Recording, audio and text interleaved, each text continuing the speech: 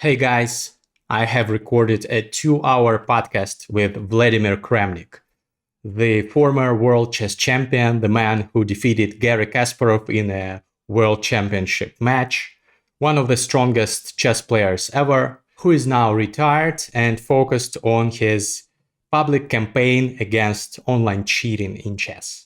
I have to say that his reputation recently has been quite controversial. I personally do not agree with many of his conclusions and many of his methods, but I believe that he is honest in his desire to rid chess of cheating.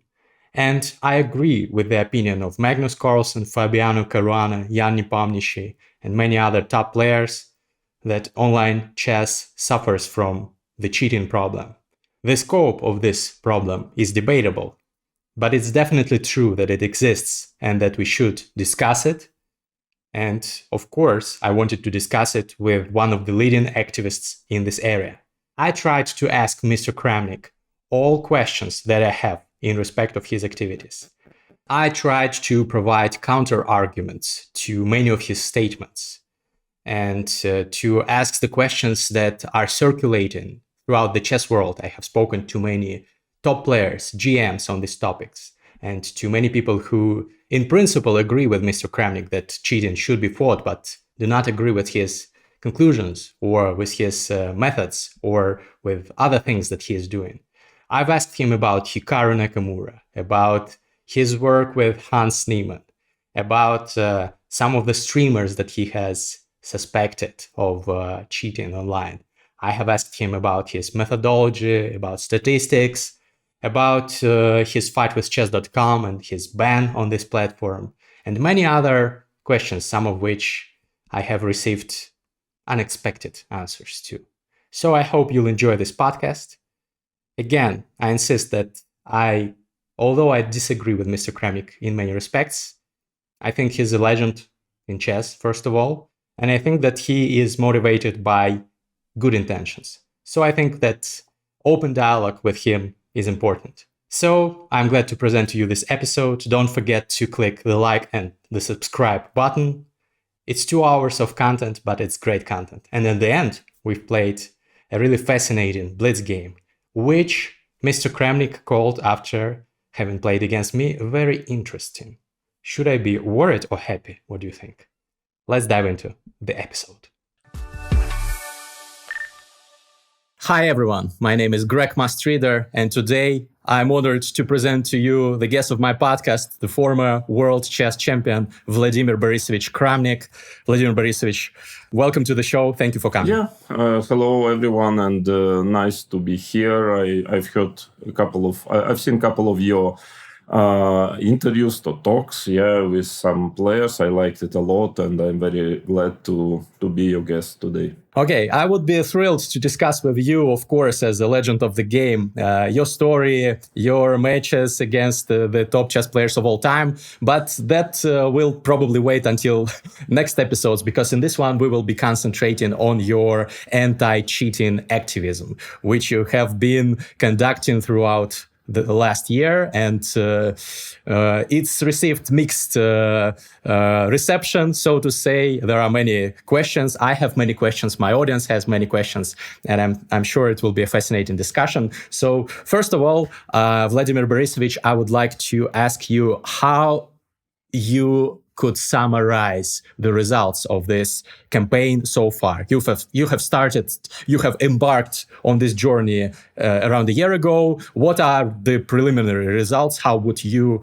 evaluate them? It's hard to evaluate those results. But definitely something happened, and very important is that, first of all, the whole subject of cheating, anti-cheating, etc., started to be, it's not a taboo anymore, and that is very important, I believe, because as, for example, Magnus Carlsen have said in his interview, it is an existential problem of chess in general. We really need to do something about it, and just keeping silent about this problem is totally wrong path. So that is a very big issue. Also, I believe very important that people started to be informed, to be aware of certain things, certain statistics, and etc. of certain methods. For example, yesterday, just night, I published something on my X, and showing simply how simple is actually, how easy is to do it, and how refined are those programs which you can download on the internet even for free or for $3, and how simple is the task, it's just like it's so easy. People are not aware, and how many different variations of it. You can have it like that, like this. So you can, by the way, have a look at it. Check my Twitter X. So that is a positive issue. And of course, when I was starting it, I didn't know what to expect, how it will proceed, and to me, the way it proceeds, it actually only just confirms something what I'm, frankly, completely confident. That it is the case. Okay, in in particular, there might be maybe somewhere I might be wrong, but in general, the situation is as I thought it is. Let's say not by the way, not immediately, not from the very beginning. But there are certain things were happening, certain development of this whole story just convinced me that the situation is even much actually worse than I thought at the very beginning.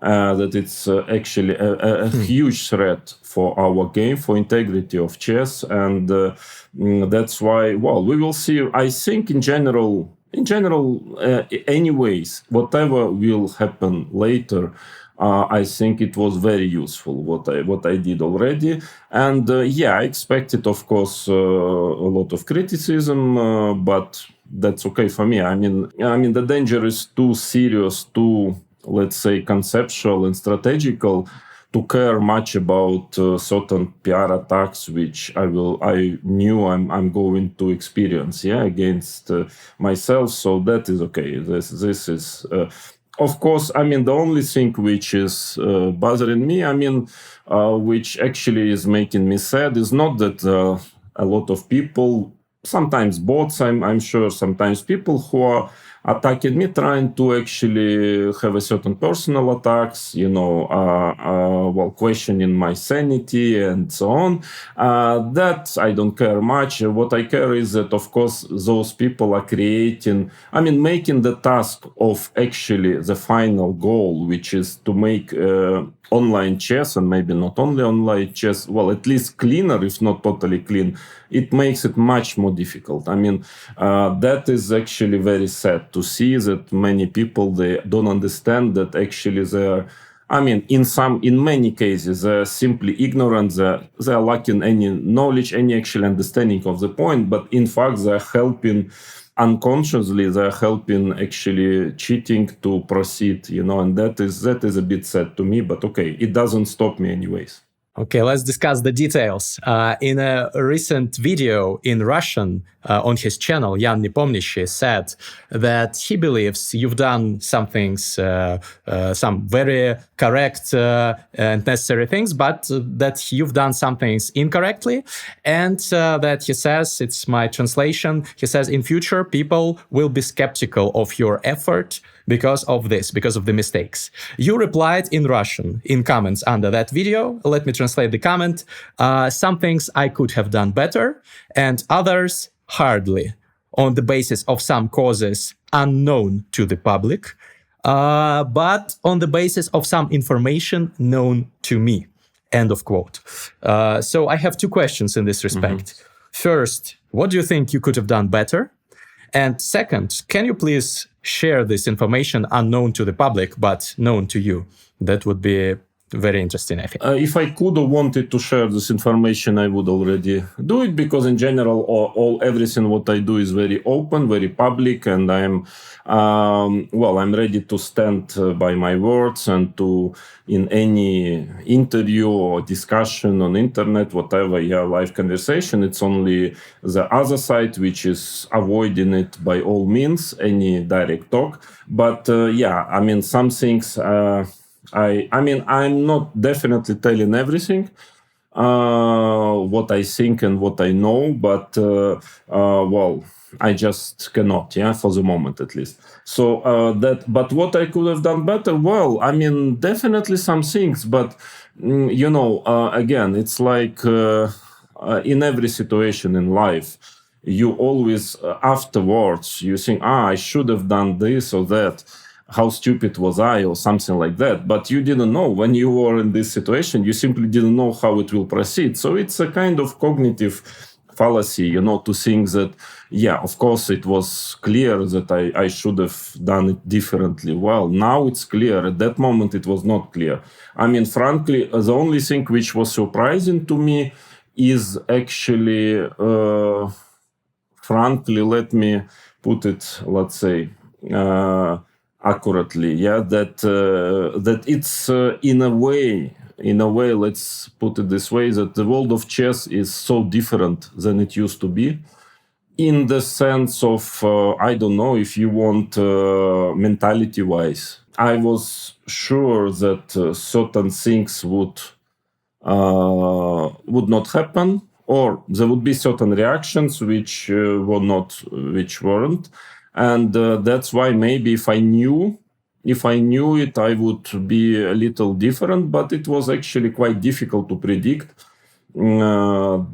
something. So it's okay. We are all we cannot play perfect games. Even if you play well, you still make mistakes. So and here I wouldn't say I'm a professional player. I just started it honestly and sincerely, and also again. I'm not professional in it, I'm just trying to be open, honest, and simply tell what I think, tell what is the situation in my opinion, and and then to see what is the reaction. So now I'm a bit more experienced already. Now I know more, understand even more of the full setup. Let's say the full picture is more clear to me. And I guess I would do a bit better since then. But again, I know the situation. The situation. I understand the full picture. I'm kind of fighting with a big company, which let's be straight. Okay, this is my opinion. Let's say it's argumented. I can bring a lot of arguments on the table, but I'm fighting with a force which wants, in my, again, opinion, wants to hide all this. I'm absolutely sure myself that they know everything. They know the scale of cheating, but they don't want to reveal it. That's I'm completely convinced by many things which happened since then that this is the case. So, okay, if I'm fighting with a multi-millionaire, if not billion, company which has PR agencies, all kind of resources to attack, and I'm basically alone. So in this situation, well, I know that they will, and since I seemingly touched a very sensible and very important issue for them, and probably the most dangerous issue for them, or maybe one of the most dangerous. So they put a lot of efforts. I can see it, and you can call me paranoid, whatever. I don't care, what people tell, but it's very obvious for a logical person by how it proceeded that they're very careful about it, that they take a lot of measures, how to fight against it, how to keep it, to make it disappear, this agenda. But they cannot manage, which is actually very important. They cannot manage. They're trying everything to, they don't talk anymore. They just don't react anything. They simply, they tried first. They made some mistakes, some huge mistakes. Then they stopped at all reacting. because and then they do it in different ways, but I understand the whole setup. I mean, and then it would be naive for me to expect that everybody will be on my side, because we know nowadays world, especially people who are not who are not specialists in this field. They just listen to what somebody said, and usually they listen to people who has millions of subscribers and so on. And in this sense, it's not I knew exactly, when it's like a battle, like a chess game. I knew my play is on the king side, let's say, and they're playing on the queen side. It doesn't make sense to. I know on the queen side I'm weaker, and they're going to win this game but I hope to mate them first. And that's why I'm concentrating. I'm concentrating on my flank. That doesn't make any sense to seriously fight against my opponent, as you can say in this field. On the PR field, I'm going to lose anyways. No chance. They have a lot of resources there, uncomparable with me. So I'm trying to keep it kind of alive. Not to lose all my pieces on that flank, at least, but I have no illusion I'm going to lose on PR front, but hopefully I'm going to make them there fast, quicker. So that is, in chess terms, that is the situation. That's a nice metaphor, definitely. Although I would argue that, in my opinion, it is in chess.com's best interests to fight cheating on their platform. And I believe that they sincerely are trying their best to do that. But we will discuss that definitely. I'm sure. Just for one little note, I'm completely convinced about the opposite. But we will discuss it. I understand. Yeah. So let's discuss some things about chess.com, which you already mentioned. You recently were banned by them for several months. You said that you were doing some research using the Krakosia account provided to you by Grandmaster Denis Hismatulin. And that's why, because of this research, you said that's why you were playing on his account in Title Tuesdays and not on yours. The question is, can you please explain what exactly you were doing, what kind of research it was that required breaking the rules, playing under a different name? Maybe that could help people understand your of course. motivation. Well, to start with, I can tell you that this is by far, it's not a serious violation of rules. It's not ethical violation of rules, because by chess.com, it violates the rules, even though, there are much more serious violations many people are doing openly on the camera and nobody cares. And I can give examples, you can check. They're violating rules. For example, for 2 or 3 months already, you are not allowed to have chat while streaming, and more than one people openly streaming and talking to chat. And it is a violation of the rules. So, if they are so principled, I'm sorry, then you should, do so. But anyway, frankly, what was the situation? I was not planning to play anymore and so on. So at some point when I understood the whole situation, that actually we are not on the same side with chess.com, and it took me some time to talk to them. For like 2 months I was in communication with them, and it became very clear to me that we are having different goals in this issue. And so then I just decided to make this experiment. First of all, why it is ethically, it's not a big deal.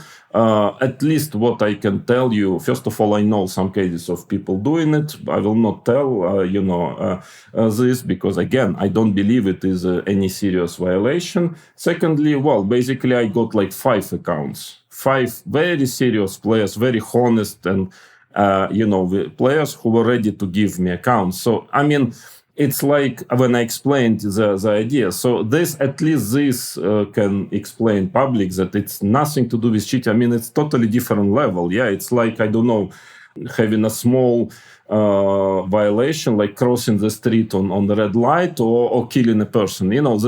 Both are kind of violations of law, but it's like totally different scale. But so the idea was, because when I understood that, I started, and actually I'm still doing, developing certain system of anti-cheating. So my goal, my idea was, at some point, more and more I was doing this, and very openly and publicly anti-cheating, let's say, story. More and more I started to feel that they started to cheat against me in huge amount. It's very statistically clear, which actually proves, because my statistics shows very clear, huge, let's say, race of performances and level of the same opponents before I started to do it publicly and after. And this cannot be accidental, I believe, and this is very logical consequence. So my idea was, I wanted to check, to play also myself, but very important was to check, to understand, is it connected with my name? So if I play under somebody else's account, so very important was to choose somebody account, because that kind of limits the damage, which is very small, to a minimum. The fact of playing on the account of somebody of more or less your strengths, actually this account, why I've chosen this account, because it was more or less my strengths, more or less my rating, more or less my strengths. So then it's for the opponent, it doesn't matter so much. If he plays, let's say, I was mentioning already, if I play, let's say, Matlakov or Vitugov, okay, they're very strong players, both 27 plus. Okay, when you play blitz, a game, of course, there is no preparation, because you learn about your opponent just 2 seconds before the game starts. It's a really minor difference. If I think I'm playing Vitugov, I'm playing Matlakov, or other way around. It doesn't really matter. What matters that the person, I know the level of a player, and I know that he's playing fair. Yeah, that's what matters. Everything else. So this was really, everything was done to completely minimize any damage possible for other players. And so that's why, okay, I collected very important, actually, information, very important. I don't know if, in one word, first of all, some people who were clearly cheating against me when they were playing me, but not doing it when they were playing this account. So it was very important for me to understand the mentality of cheaters, to understand to understand the concept, how do they do it. That's the most important. Once you get to this idea of how exactly, what is their kind of strategy, then it becomes much easier to actually to catch them, but also other way around. Actually, some people who were afraid to cheat against me when I played on my name were very clearly cheating against this account when I played on this account. So I understood quite a lot. I got some people who are, again, cheating. What I tell cheating, you're never 100% sure, but, pretty sure by many things I check, because it's not just my feeling, it's statistics. A lot of, I will tell later about it. There are so many parameters I'm checking very carefully, so that was very important. And finally, there were a couple of other things which were important. So in a way, it was like fishing. You're just put it into water and you try to catch fish in a way. Yeah. So let's say when they know it's me, the fish is not eating. When it's not me, some fish starts to eat because they don't know it's me. But all in all, surprisingly, that was very important, and surprising that finally, gave very important information to me that actually the amount of cheating was even slightly higher than when I played under my name, which actually convinced me the situation is totally dramatic, because okay, when it's me, I can understand maybe people don't like me, whatever. Also that they want to win against me because of, to record a couple of YouTube videos and to get maybe I would say the fee for lessons, $50 more per hour, whatever. But here, actually it was like, let's say it was a bit less dangerous to cheat against this account, but also a bit less profitable. but actually the cheating was very high. I would say more or less equal to my understanding. So actually, I lost a lot of rating of poor of poor Hizmatulin. It was his account, but it was accidental. It was his account. So so which also means, by the way, that what kind of advantage I could have if I finally was scoring worse than under my name. So let's say if it was him who would play instead of me, probably he would score better. So actually, I in a way gave a presence to my opponent that it was me playing, not him, under this account. So it's just a ridiculous conversation about trying to make me a criminal or out of this thing. But I knew what I'm doing. By the way, many people knew about it. I mean, I was telling openly to many people. Even there was one opponent who wrote me, and maybe it was through him which that information went public. He asked me that, I feel the openings are similar, so maybe it's you. I said, yeah, it's me. Well, I mean, I was not hiding it at all.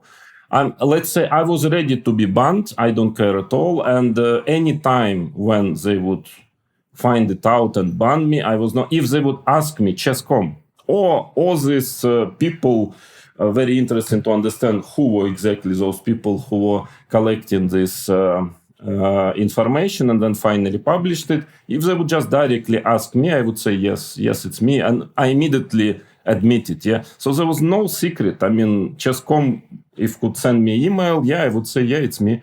If you won't ban me, I don't have any problem with it. So, I mean, the whole story, that was the reason. Sorry for such a long answer, but that is true.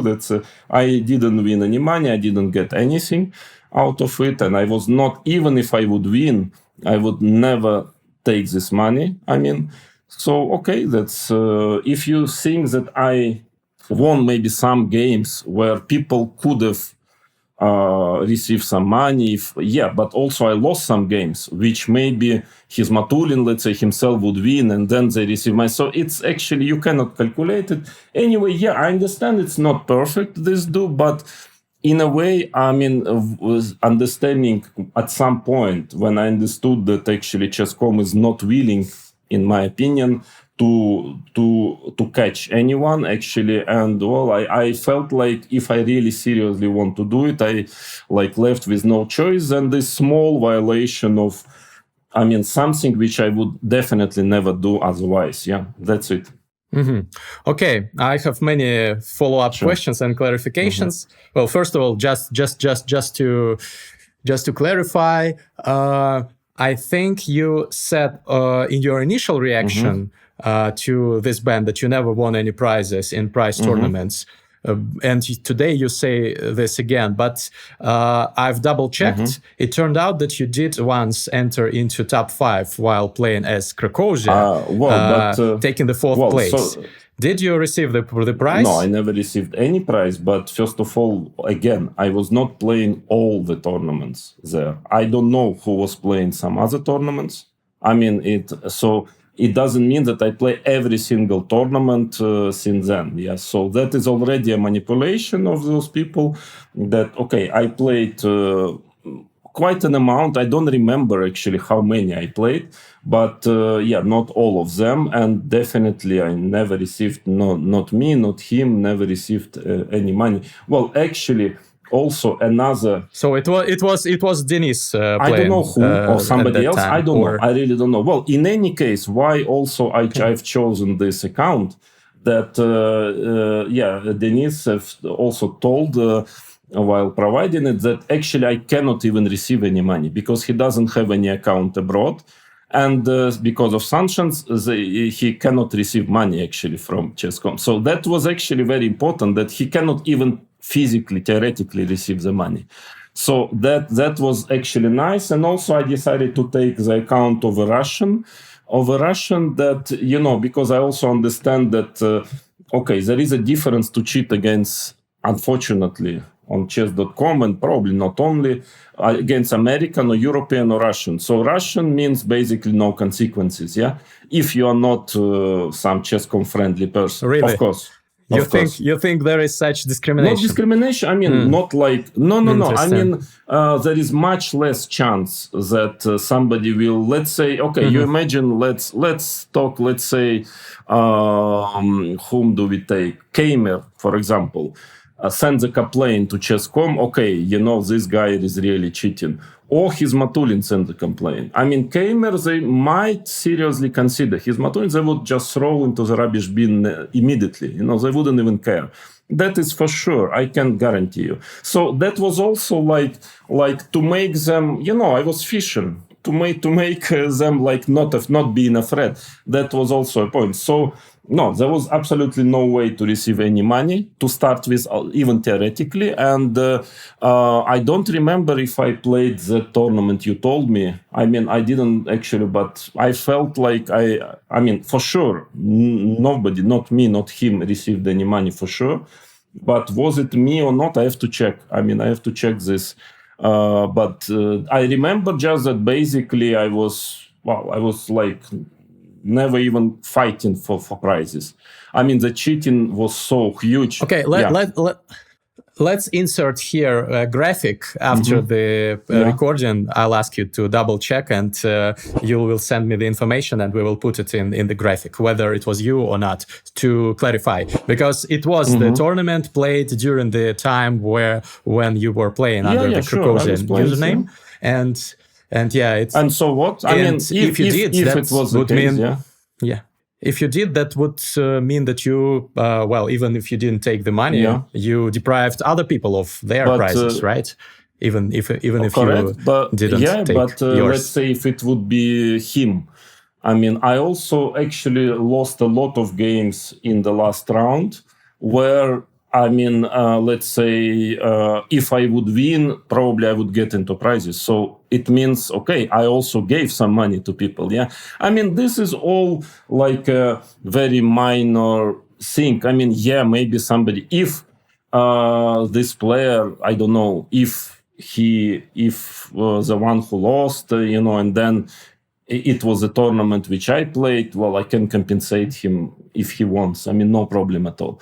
I mean, with my own money. If he feels like I deprived him from the money, I mean, no problem at all. It's anyways, it's not, it's not so much about money. The money is quite small. I mean, so that's why, okay, this is just not even mentioning how many times this was happening.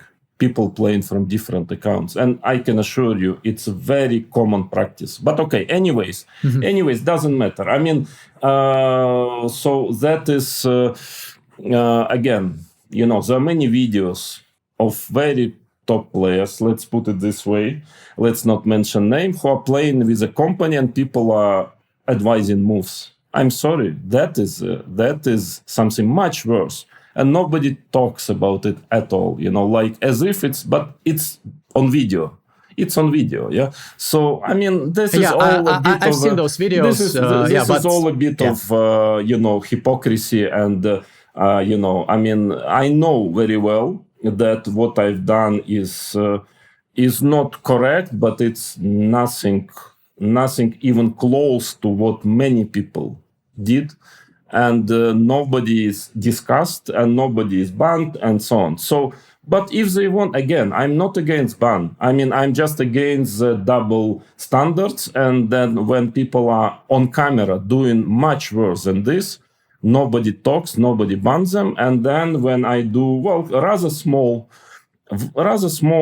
actually violation of rules, they start to make a noise and ban. But I wish there would be as principle in anti-cheating as they are in this case. But okay, never mind. Okay.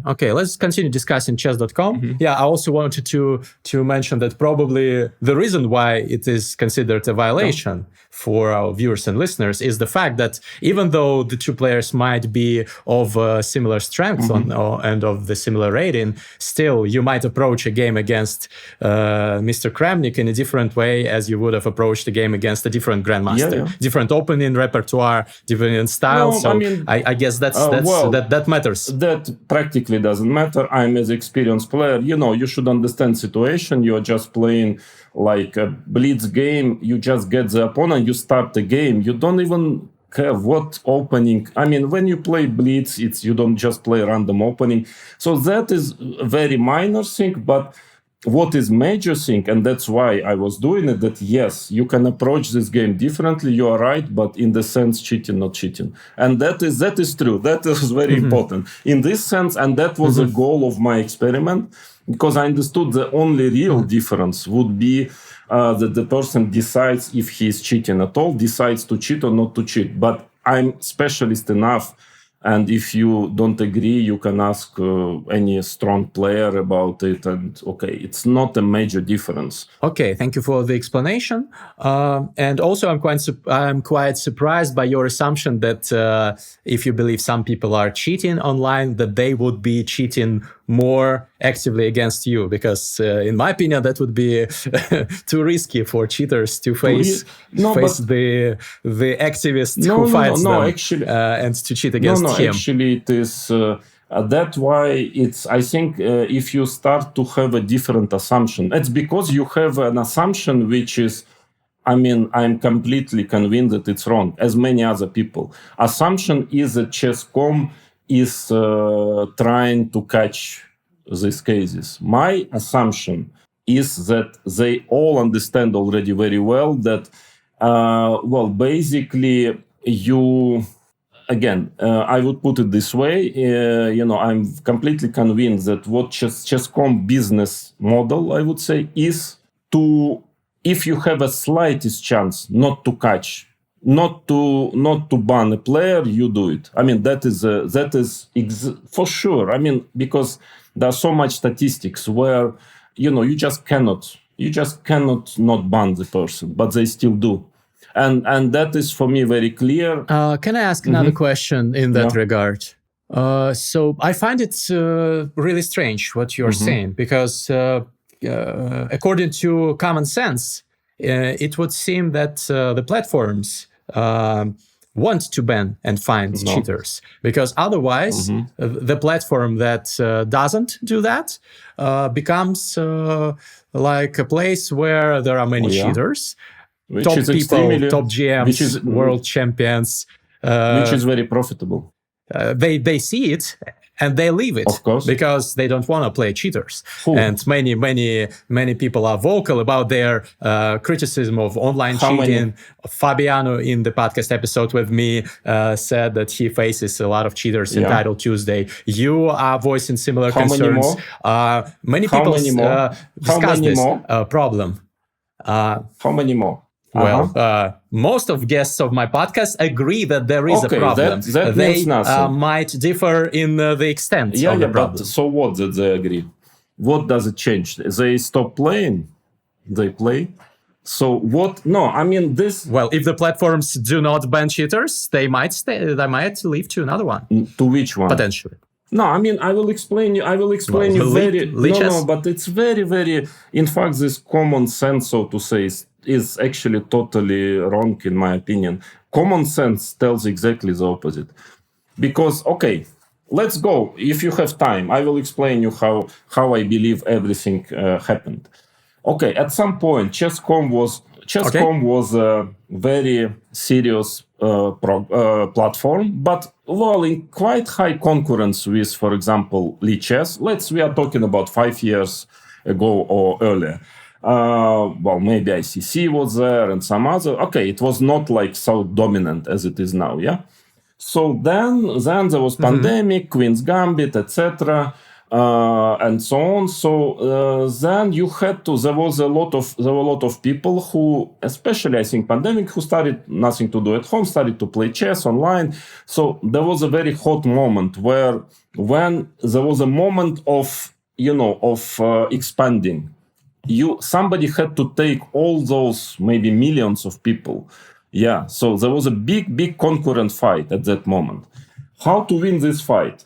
Let me be frank, and it's not something it's just because I'm honest. Yeah, it's not something to damage ChessCom or whatever, but to me, it's very clear, at least for me, it's clear that Lichess is a better, much more friendly user platform. It's more comfortable board. Everything is actually for a user. Okay, that's my opinion. And okay, I mean, for sure, I would prefer to play on Lichess. I mean, purely as a user. So, okay, that's my opinion. If you don't agree, it's okay. But then how do you win this competition? There are a lot of people. Okay, now let's get to basics. Okay, let's say you have a John or Ivan who enters and he wants to play he has nothing to do during pandemic. He wants to play chess games. What happens? Chess is not a game of a chance. In chess, you cannot really raise your level so easily. So basically, very soon, finally, and you enter it as entertainment, as any other game, at the beginning. So then what platform wants business-wise, that you stay and play. And finally, even buy the most important, last but not least, so to say, you buy a subscription and you pay money, and you stay. So you know, when you play a game of chess, what happens after some time? Well, you are stuck on a certain level.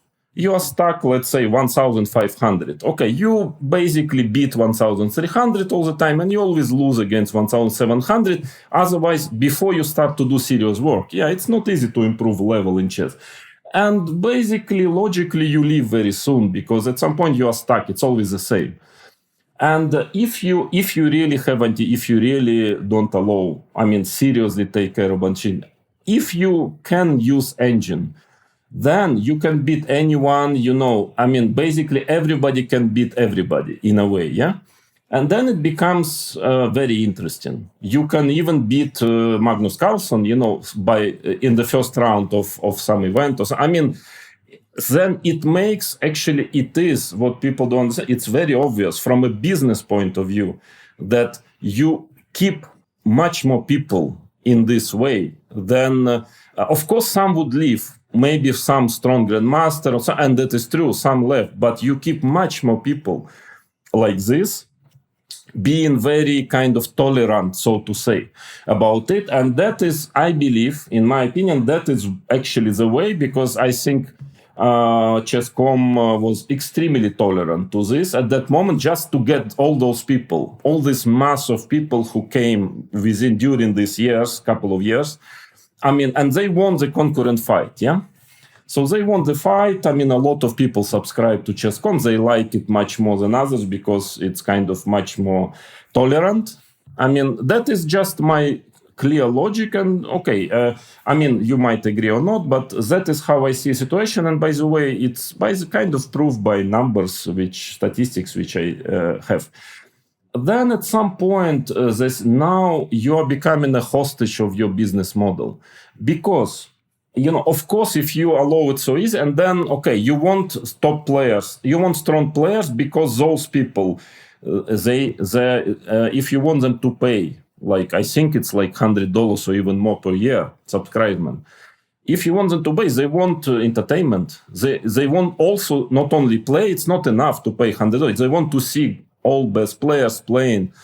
So then, you need to deliver this, that players are playing, top players. Then somehow, then you give money. When you give money, okay, there was probably you also want all players to be on your platform, strong players. So then at some point, I think it crossed the barrier when actually fighting against me, even when you already I would say maybe 22 or something, it was clear, especially when they bought this Magnus group, it was clear they're becoming, let's say, clearly they're becoming monopolist. They become a monopolist. That was a moment where you could maybe try to change the business model, but it was too late, I believe, because the scale of cheating is, I think, not too many people understand what is a scale. And the problem is that you cannot now ban. You cannot ban because, not that you cannot, but the risks of banning some people are so high of a big scandal. Because, okay, sorry for this long monologue, but it's very important that people understand. Okay, let's say there are some people, I publish a lot of statistics. For example, one player, he is not 2600, has never been 2600, not in blitz, not in classical chess. I mean, never ever. So he, at some point, he scored 12 wins in a row. I mean, if you are considering the group of 27 plus players, so in blitz, so top 25. So if you share it into this group, at some point on, it was a couple of years ago, he won 12 games in a row against this group. Statistical probability, for example, of this, according to one of the mathematicians, he published it, by the way, on his X, is, according to him, 1 in 50 billion. I mean, it's impossible. Basically, it's impossible. It never, of course, happened. Even close to this never happened. So if you let this person play, and he's playing and he earned quite some money since then, I mean, what can you think about it? You think they don't have the statistic? If you don't ban a person who's obviously, even common sense tells that it's impossible, and mathematical probability is 1 in 50 billion, so more than people on the planet, 50 billion. So, I mean, if he's still playing without any problem, I mean, what kind of verdict you can say? I mean, then it means you're not banning basically anyone. Can I provide a version? I think the most probable version for this case is that they do not have proof.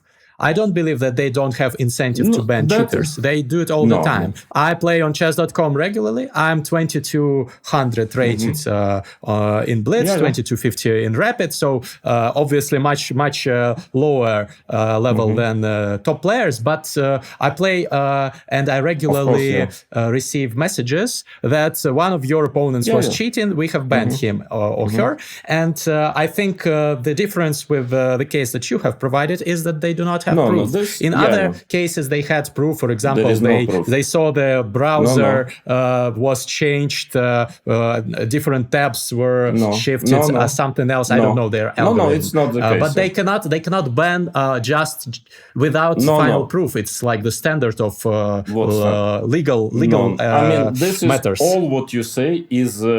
I mean, I'm sorry, but it is a ChessCom kind of mantra they're telling, but it's wrong from first to the last. First, okay, all arguments you mentioned, I'm sorry, are wrong, and I explained already many times publicly why it is completely wrong.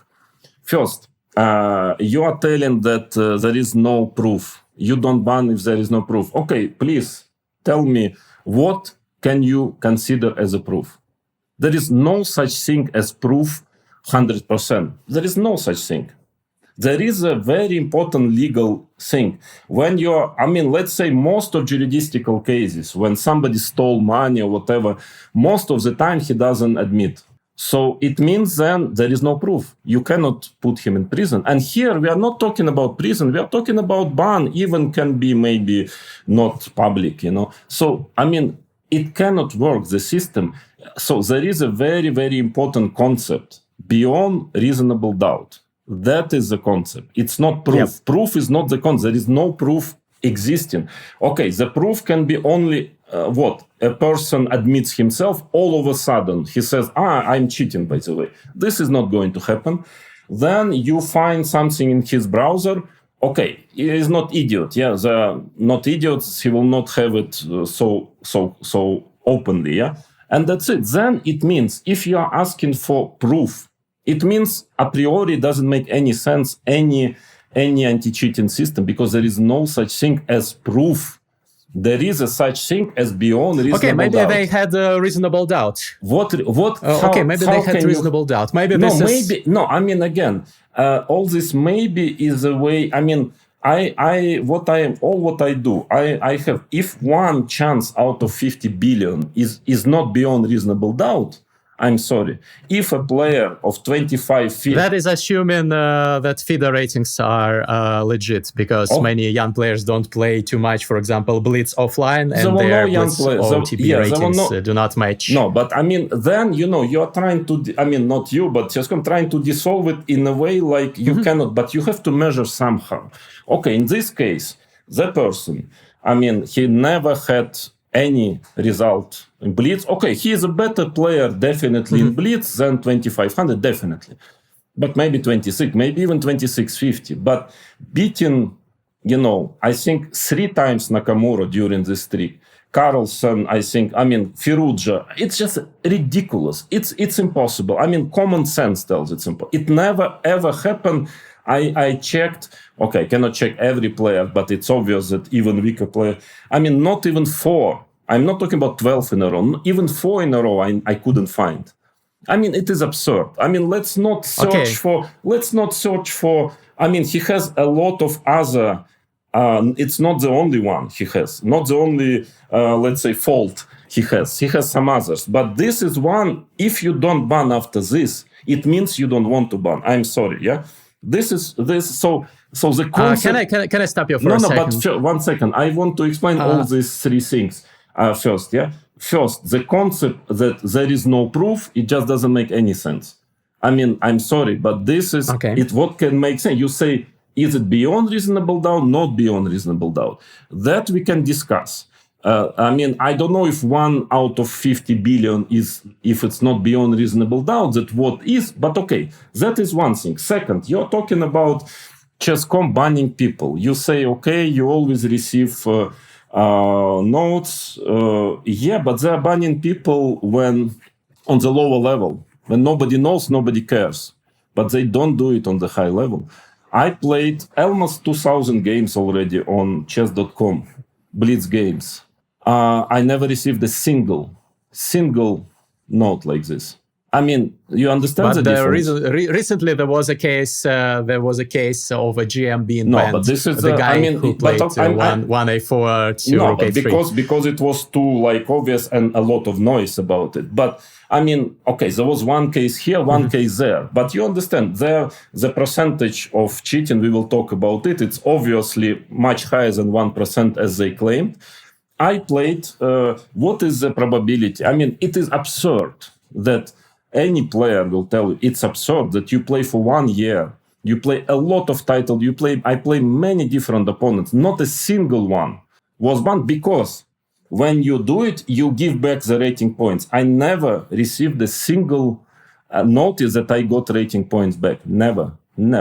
In 2,000 games almost. So it's statistically impossible. Most likely, it's not just impossible. It's common sense and statistic tells it's impossible. It just so that gives you the picture of, you say you have one picture, I have another picture. I have a picture that there are some people who are beating me 2,200, showing absolutely perfect chess, all computer moves, and they were never banned.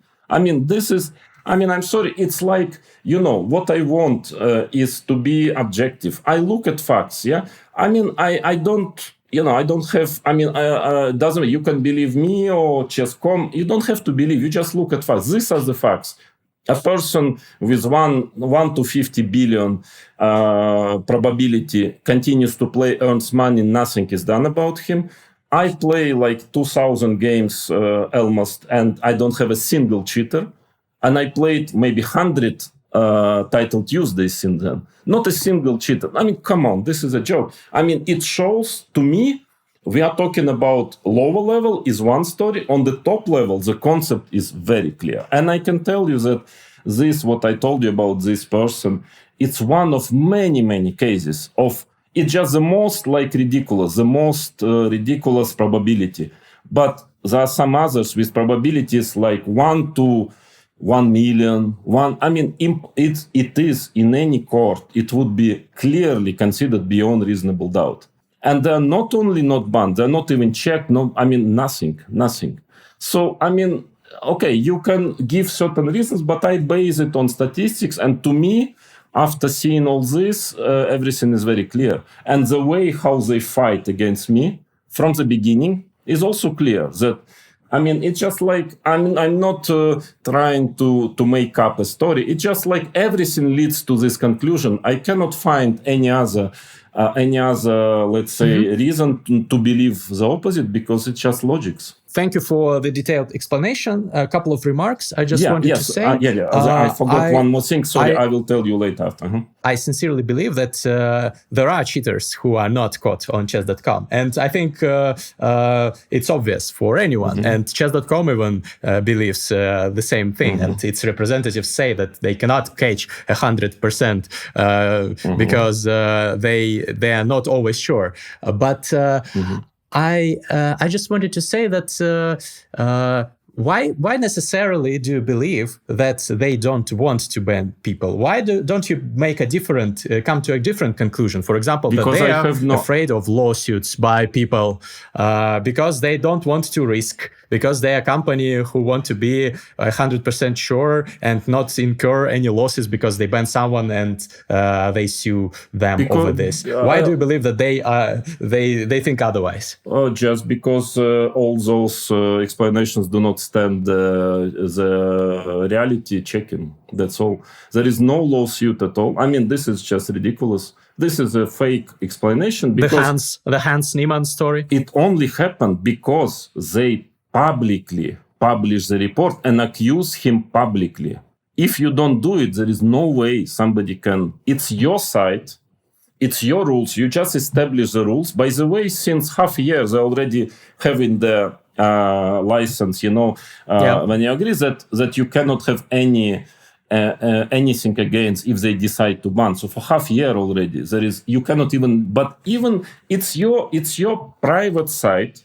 Okay, this is the rules. You don't want, you don't play. Of course, everybody will still play. No, this is just like for masses, this explanation stand no. I mean, the only thing, Niemann case, why it ended in a lawsuit? Because they publicly published something, because at that time they wanted, I suppose, to support Magnus, and they published this thing publicly with all if they wouldn't do it, you cannot sue them. It's impossible. So that is a fake. I'm sure it's still possible. No, but it is more, possible. More complicated. No, it's not more. It's just no chance. I mean, simply no chance of winning. Let's say, and of course you can always sue somebody. Nobody is ever going to sue. It's very expensive, and when you have very weak chances. So this is another absolutely false explanation which they give, and I can guarantee you that this is true. I was checking also a lot of legal issues. So that is one story. And then last thing, that's why this is false. What else? Which other reasons you gave me for why do I believe? Because there is no reason for them not to do it objectively, but they don't. That is why, I mean, I don't have logical reasons. And telling I believe doesn't make sense. I mean, I can believe in anything. I see the numbers, I see the statistics, and I believe in what I see, not what ChessCom told me or what I think. I just see. I see that there are a lot of quite serious amount of results, performances, players whose, let's say, performance in certain tournaments or certain quite serious amount of games is, to my understanding, and mathematically, is beyond reasonable doubt. Not only, I don't want to tell the cheaters and they have to be banned. It's not me anyway who has to do it. What I wanted to tell, please, ChessCom, out of respect of integrity of chess, honest play, out of respect of honest players, if a person showing such a result, you have to explain to concurrents how it's possible. Because you cannot just tell, no, because all what they say is, we checked, everything is okay. So what? Why should I trust you? I have my, let's say, I have my common sense, I have my mathematics. I see a person, let's say, beat 20 times in a row, Magnus Carlsen. And you tell me, we checked, everything's okay. I'm sorry, give me numbers, give me something. Why should I trust you? So that's all what they provide to us. And we just have to believe like we are not in kindergarten, we are not 5 years old. Explain why it is okay. They never so far explained. They only once they did it with Niemann and his user. And actually let's be frank, they lost the case. That was the only one. And since then, they are not even showing anything. So what should I think? One time they decided to show and they lost. They don't show anywhere else, and I have to believe them that they're checking and then the anti-cheating system is very strong. No, I'm sorry. I'm a rational person. I want the proof. And and the last and with this case of Nakamura, the only time they published something, and it was so ridiculous. I mean, it was just a joke, and I explained many times publicly why it's a joke. I mean, it just has nothing to do with mathematics, with anti-cheating, and then they just kept silent. So, knowing all this, just see the picture. I have to believe them on word. No, I'm sorry, I'm not naive person. No, you have to prove. So, and the last thing I forgot to mention, this is very important also, very important, to understand why they wouldn't ban now some players. Why they are not banning somebody who beats 12 times in a row, top players, in 12 games, and etc., etc. Because of two reasons. You give, you create a precedent. First of all, that you ban a prominent player, but the most important, there is a big risk. Just understand, and this is not paranoia, this is absolutely rational. Okay, you ban a player, and he is very unhappy with it. I mean, first of all, very important, he can get a legal case. I mean, a person can end up in prison for this easily. I mean, because let's say if he won $100,000, let's say, yeah, and you ban him and he admits and you ban him publicly. I'm sorry, but he might start to get cases from his opponents. Okay, I mean, that's one story. Second, his kind of name is ruined. So he wants to fight back, and he comes and he tells, okay, I was cheating in many games, but also in this game, which I lost, also in this against this player, which I drew or lost. And here is my video, I was recording it. Can you imagine if this is the case? Can you imagine how many heads can potentially fall? I mean, it's a drama for ChessCom. If this is happening, it's a drama. So that is why, I mean, there is it's too late for them without a big scandal. They're just, my opinion, they're just afraid. They're very afraid because they understand that people might have a lot of video materials. I mean, they can video what they are doing. And when you ban somebody, but you see that he was winning, losing one game against, I see it, by the way, it's one of the methods of understanding who is cheating, is a person who are, I mean, clearly very high probability of cheating during a certain period of time, let's say 100 games in a row. But for some reason, very often happens that against the same player, he's always making draws or losing.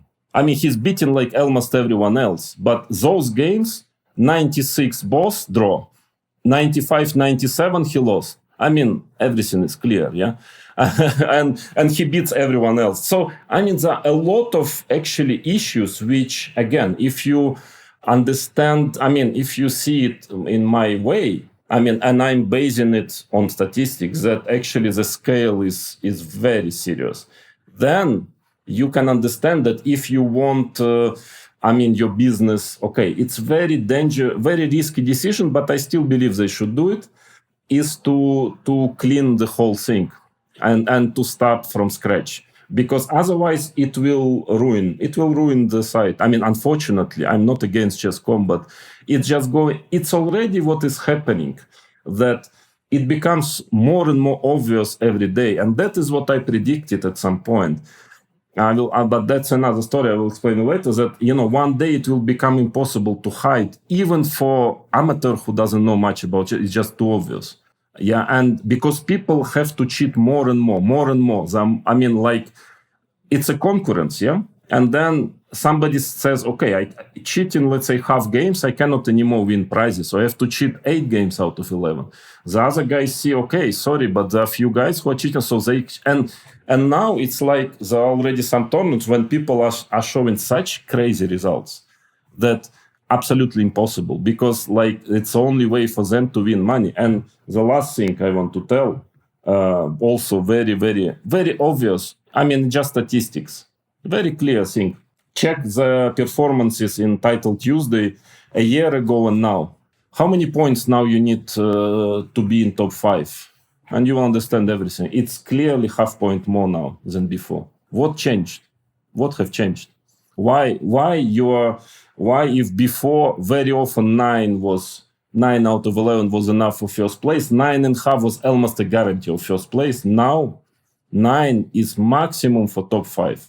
Why? Why do you think it's the case? Ask yourself this question and let's continue.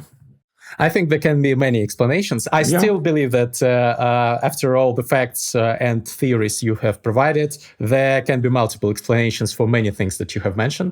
And I still believe that what you said is true about it being not good for chess.com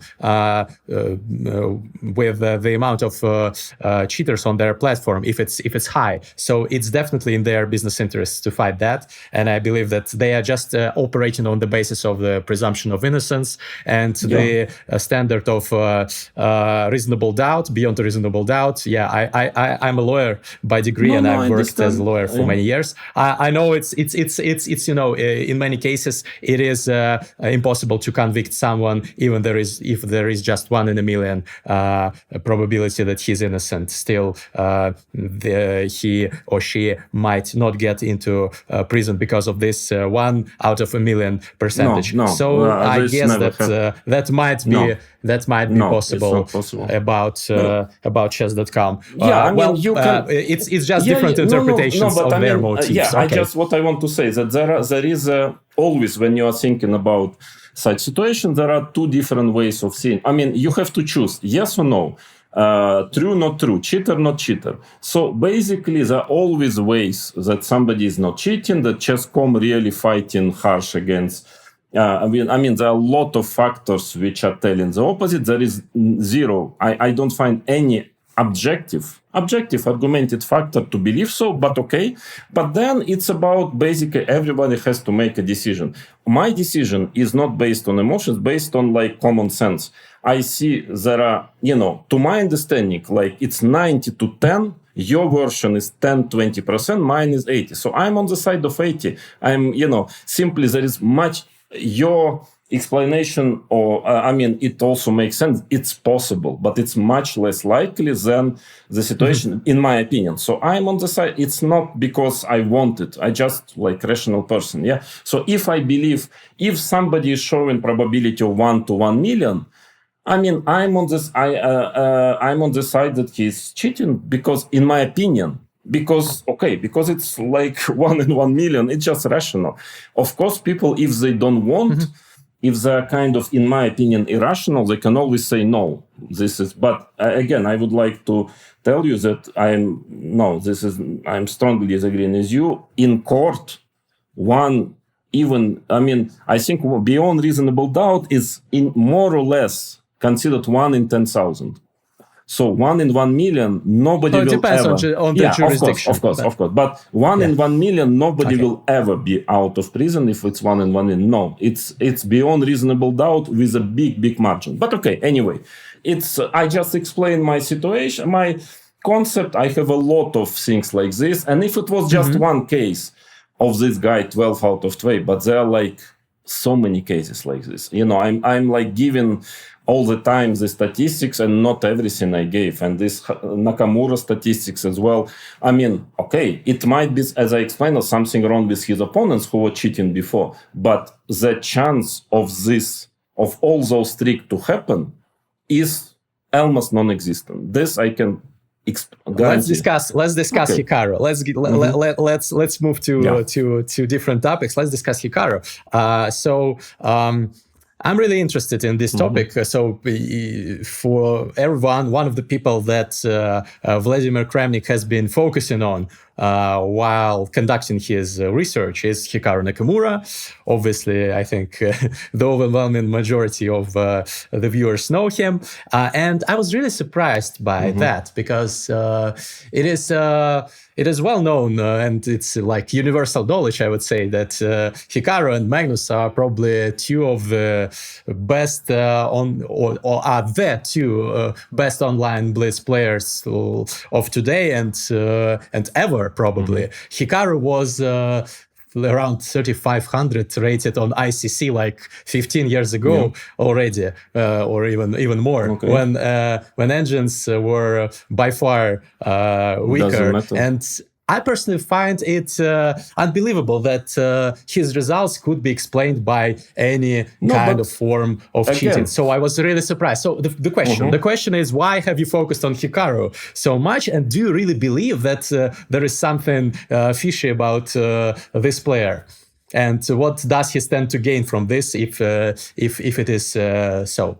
What's your opinion? I mean, first of all, it doesn't matter at all what is the name. I was not focusing on Hikaru. I was focusing on the performances. It happened that these performances were done by Hikaru. It could have been anyone else. I didn't care. I don't care about names. It's very important. I mean, if a player is... I mean, we can talk about this Armstrong and so on. Doesn't matter. He can be greatest ever, but he was cheating for years. And there are many cases, yeah? I mean, in velosport, there were famous legends who was finally found guilty. I mean, a lot of athletes running. So it's a logical fallacy to think that if a player is famous or good, really great, that he cannot cheat. He can. And there were many cases in sports like that. Actually, many. I even saw at some point I published an article on Twitter, like only famous cases. There were like 20 huge cases of the biggest legends in cricket, in football, American football. It's happening. It's happening all the time. So it is already like... It's not an argument, yeah? It can happen. I don't say it's happened, but it can happen. And to tell that he cannot, or this guy cannot, Carlson can, I can, everybody can. Sorry, but this is an argument. There are also a lot of arguments why, but anyway.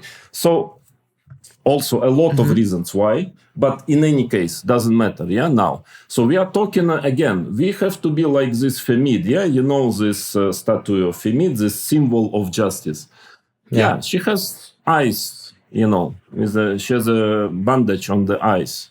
This is a symbol. You shouldn't look at what is the name of a player. You should look at objective statistics. Okay, if tomorrow, I don't know, I'm found with a knife and full of blood nearby somebody who is, okay, I'm sorry, it doesn't matter if it's crazy, but, who else?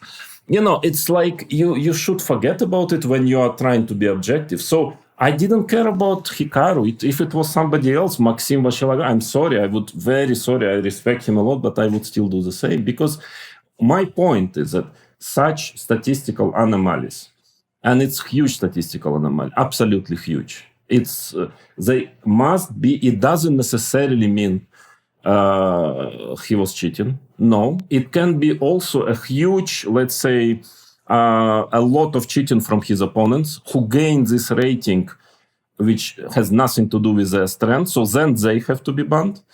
I mean, if you are more or less serious about anti-cheating, if you really fight against it, you cannot leave such statistics of a player who is the face of your platform, who is earning a lot of money in money tournaments with concurrents. You cannot just say, it's Hikaru, he is good. I mean, I'm sorry. No, if it would be me, I mean, I would be the first one to say, yeah, please check me. Because I understand that my concurrents would think, I mean, it's very normal. So it's a matter of principle. It's a matter of principle that nobody is above the law.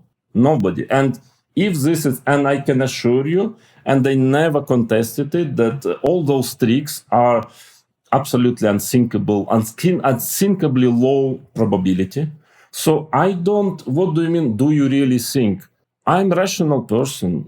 I see the statistics. I know that the probability is extremely low. I know most probably, I mean like 99% that something was, let's say, fishy there. And it's not because I want it, it's because mathematics, I mean, sorry, because we are living in a strange world when what I think, or I like this guy, so he cannot cheat, I don't like this guy, he can cheat. No, it's mathematics, I'm sorry.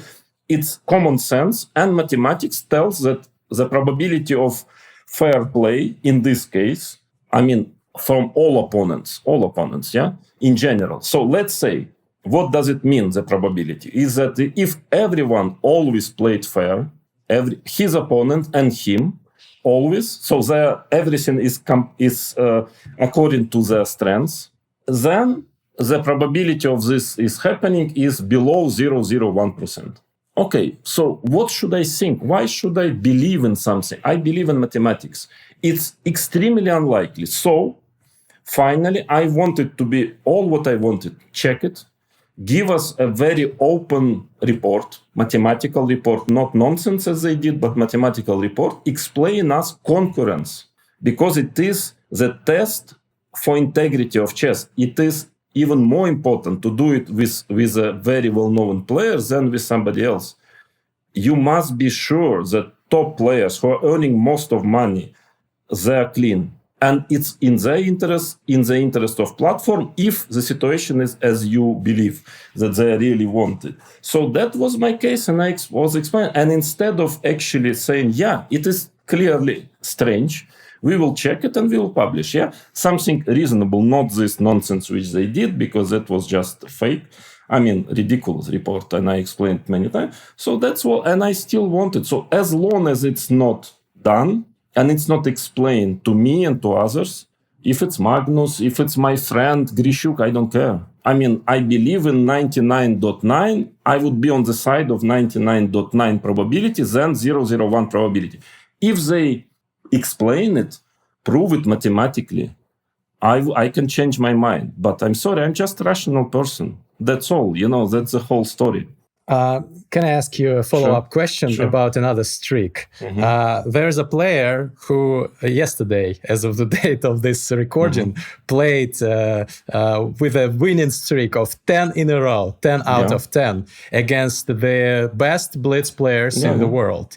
His name is Magnus Carlsen, and this was in Superbad Warsaw tournament. 10 out of 10. Mathematical probability of that is probably even less than the one of Hikaru winning like 40 games in a row against easier opposition. And then Magnus also won 9 in a row last year. So doesn't it raise any question for you? No, because you are always, like many says, probably it's more. No, it's not. It's by far nothing even close to Hikaru's performance. Nothing even close. 2.7% is the probability of this to happen. I mean, of Magnus' performance, I already calculated 2.7. 2.7 is something which easily can happen in a big amount of games. Okay, if it will start happening every time, then of course not. But a single every time in Warsaw, he scores this 100%. What 100%? No. Last year also. No. It's 9 out of 9 last year. No, he had a streak, but altogether of 9 games. But even this 9 games, the probability is always few percent. What is happening with the streaks of Magnus of Hikaru? First of all, performance. You know that what he did, Magnus, his best tournament ever in Zagreb, blitz tournament. Which he won 15 out of 18 with all best players in the world. You know that the performance of this performance, which is unthinkable. I mean, like maybe the best ever performance in the history of chess.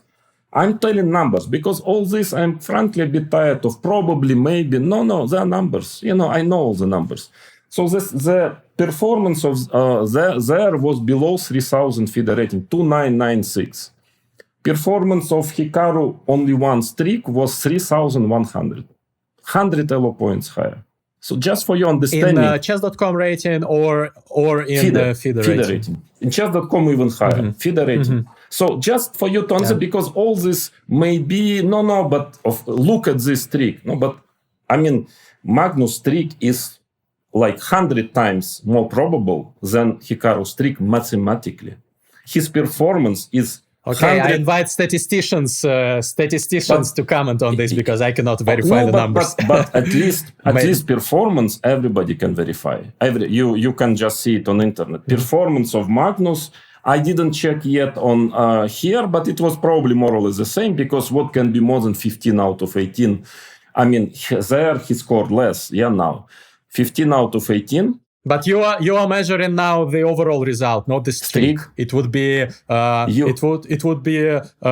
to measure the streak if you measure the streak. No. I'm not measuring. And there the performance is higher. No. First of all, no, because the streak, it's not a streak. It's another fake kind of concept which they presented. It's not about winning streak. It's about a winning overperformance streak. It's not a winning streak, because I can explain you what is it. It is about let's say you play 20 games. You play 20 games. You win first 16, and then you lose 4. So you have 16 win streak. Or you play 20 games, the same opponent, you win 7, you make 1 draw, you win another few, you make 1 draw, and you win the remaining 1. Who is better player? Who perform more? Of course, the second player. It's not about winning in a row, not about winning it. It's about performing in a row. What I mean that I'm taking, first of all, streaks of, I'm not even taking any streak below 18 games, because it's too little statistical, yeah? All streaks of Hikaru, which he made, were above 30 games. So we are checking a big amount of games in a row. There was never, ever in OTB, nobody ever, even close, came to the performance in a 30 games in a row of Hikaru, let's say, almost each streak. And he had 23 in last year, only in 1 year. I mean, the probability, you cannot even imagine, if you know how it's like completely day and night, the probability of Magnus, what he is doing, OTB. And you probably wouldn't argue with me that he's the best player. I mean, it's like nobody can do better. And the probability of his performances altogether, even, or concrete performances, have nothing even close to do with Hikaru's probabilities. It's objectively true. That's why I'm telling, because that's why I'm inviting mathematicians. I'm already for half year just telling, okay, guys, if you say it's okay, I'm crazy, I'm wrong, give me your mathematician. I'm ready, even myself, to have an open, like now with you, conversation. And I want to see, first of all, who is this guy? Who is it? You never open the name. You get a bunch of best mathematicians. I'm on myself, like an amateur. I'm going to talk to them. And you will see, they never agree to it. Because they know. I mean, I'm sorry, but they know how it will end. Because not a single mathematician, about probabilities, there are a lot of different ways. Because I'm not doing it myself. I have my team of mathematicians as well. But I'm even ready to give them huge handicap. I'm just like amateur in mathematics. I mean, I know something. I'm ready to talk to them, and we will see. They will make me a fool, or they will convince public, but they never agree, and they will never agree to it. Never. Because they know very well that this is the truth. And that's why when they published this report about those streaks, which was so ridiculous that you can only laugh at it, and I explained why. I published refutation. I asked them, okay, come on, guys, this is not publish something serious. They just stopped talking about it. They never agreed to talk with me. They never agreed to give a single number. I'm giving numbers. They never give a single number because they know it's objective truth. Once you give a number, you are responsible for it. But they don't give, please tell me a number ever. They gave a number about this trick. No, they gave one. They gave in this report, short report, which cannot be even called report, they gave 3 numbers, 2 of them were wrong. I mean, wrong factually wrong. And since then, they just don't speak about it. That is the situation. So, okay, judge for yourself. If you want to believe in something, in my opinion, totally irrational, welcome. But I'm a rational person. I mean, okay, I know the probability is low. I know it can also be, there is a very small, tiny chance everybody played fair, very tiny, almost impossible. There is a considerable chance his opponents have absolutely rating which has nothing to do with their strengths, many of them, and then that it's an issue of you cannot leave it like this, that those players are all playing still. Or there is a third variation, but I'm on the side of 99.99%. I'm sorry, maybe I'm a very strange person for nowadays world, but that's the case. If I heard you correctly, you are open to public debates and discussions with scientists, with statisticians. Yeah, with their I think that with their guy. That would be great to arrange it with chess.com. I'll try to contact their team because I'm sure that this would be a great content. But sorry, one very important little note is that I offered this many times to them, publicly and privately. They never agreed. First. Second, lately I offered them, I offered them to pay myself. I will pay it to choose most like established mathematician in the world, Oxford, whatever, give them the stats and they publish their report about it. I offered it. I said, if you agree, I will pay for it. They never agreed. Nothing, I believe there is no more comment needed. Everything is very clear, but you can still believe whatever you want. I'll try to reach out to chess.com. But I will tell you the result. I know what will be. They will never agree to it because they know it as well as I know it. I'm sorry. That's why I'm doing it. I will pay whatever you want, but they never will do it. So you will see. But try, give it a try. Okay. I think you also mentioned that you think you could defeat in a debate any statistician. No, not defeat. On this. No, it's like convince. Not even convince on the validity of your claims. That is for right? sure. Yeah, but not defeat. It's not about defeating. Yeah. I understand. Yeah. So, what about? I know that most of people who watch us in English don't speak Russian, but there used to be a series of videos by a chess YouTuber with a PhD in statistics, Chess Ray. I don't know his real name. No, he doesn't have a PhD in statistics. I think he has provided. He has a PhD. I'm not sure about statistics, but some related area at least. So. What do you think about a possibility for dialogue with him and different experts in this area? But he's not an expert. He's not an expert. I want independent expert. I don't believe he's independent. I published the full video, like 1 hour. He's making a lot of manipulations. I'm with the numbers. After this, to me, everything is very clear that he is not objective because he makes such clear mistakes, and I explain it very well. You can watch this video I think it's in Russian. Yeah, I've watched all your videos on this topic, and I watched his response to your response. Yeah, but he says that you've made many mistakes. No. But again, it's like, people who don't really know much about it. I say one thing and ask, let's ask a mathematician. He will tell, because for me. I'm in the matter. I have my mathematicians about. It's a job. What he's telling, it's like I will tell you. Let's play French. E4, C5, knight F3, E6. This is knight F. It's a joke. It's ridiculous. It's only can work for people who doesn't know about it. What he is doing is I'm absolutely standing. It's a clear purpose manipulation, very clear, because he is doing things which are just obviously wrong, obviously. And he knows it. He cannot not know it. He knows it. And I'm absolutely sure that he is delivering certain work for certain people. I even quite sure for whom. And that is my stand. If he wants to prove it or something, I'm not going to prove any. There are many manipulators like this, many nowadays. And I cannot spend time explaining. I recorded a video. I explained why he is manipulating.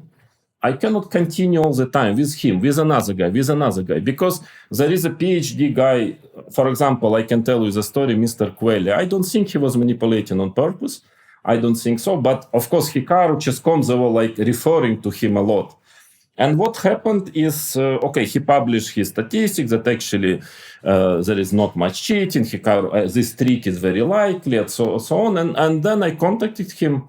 He's a very established mathematician, but people should understand one thing, I will tell later, that it doesn't mean you make a right research, because for any research, what is very important is the setting, the parameters. If you put the wrong parameters, your result will be wrong. And to set the correct parameters, you need to understand the nuances of the story. If you don't, you set wrong and he was setting a lot of wrong parameters. So is excellent mathematician, I suppose, but the result cannot be right. So I contacted him. And I said, okay, this is wrong. That is not correct. You are mixing, for example, different time controls. You are mixing, this is just wrong. I mean, that is a problem. So he said, yeah, maybe. So at some point, then he was, of course, also studying one streak of Hikaru instead of 20. I wrote him, I mean, I'm sorry, this is just ridiculous. It's not what I'm talking about. And then once, actually like a month ago, he wrote me again. He said, yeah, by the way, I saw your new thing. Okay, there are many streaks. It seems he didn't know it. I mean, I don't know how he didn't know it because it was about many streaks, not one, yeah? And then he wrote me, could you please provide me the data that I calculate the probabilities? I said, yeah, with pleasure. I will do it. Please calculate. And if you could be so kind to tell me what was your final conclusion. We had a very cultural, very polite talk. I mean, chat, yeah? And I sent him all the data. Since then, silence. I wrote him already twice. I asked him, Mr. Quelle, would you be so kind just to tell me what was the result of your research? No answer anymore. Silence. Why?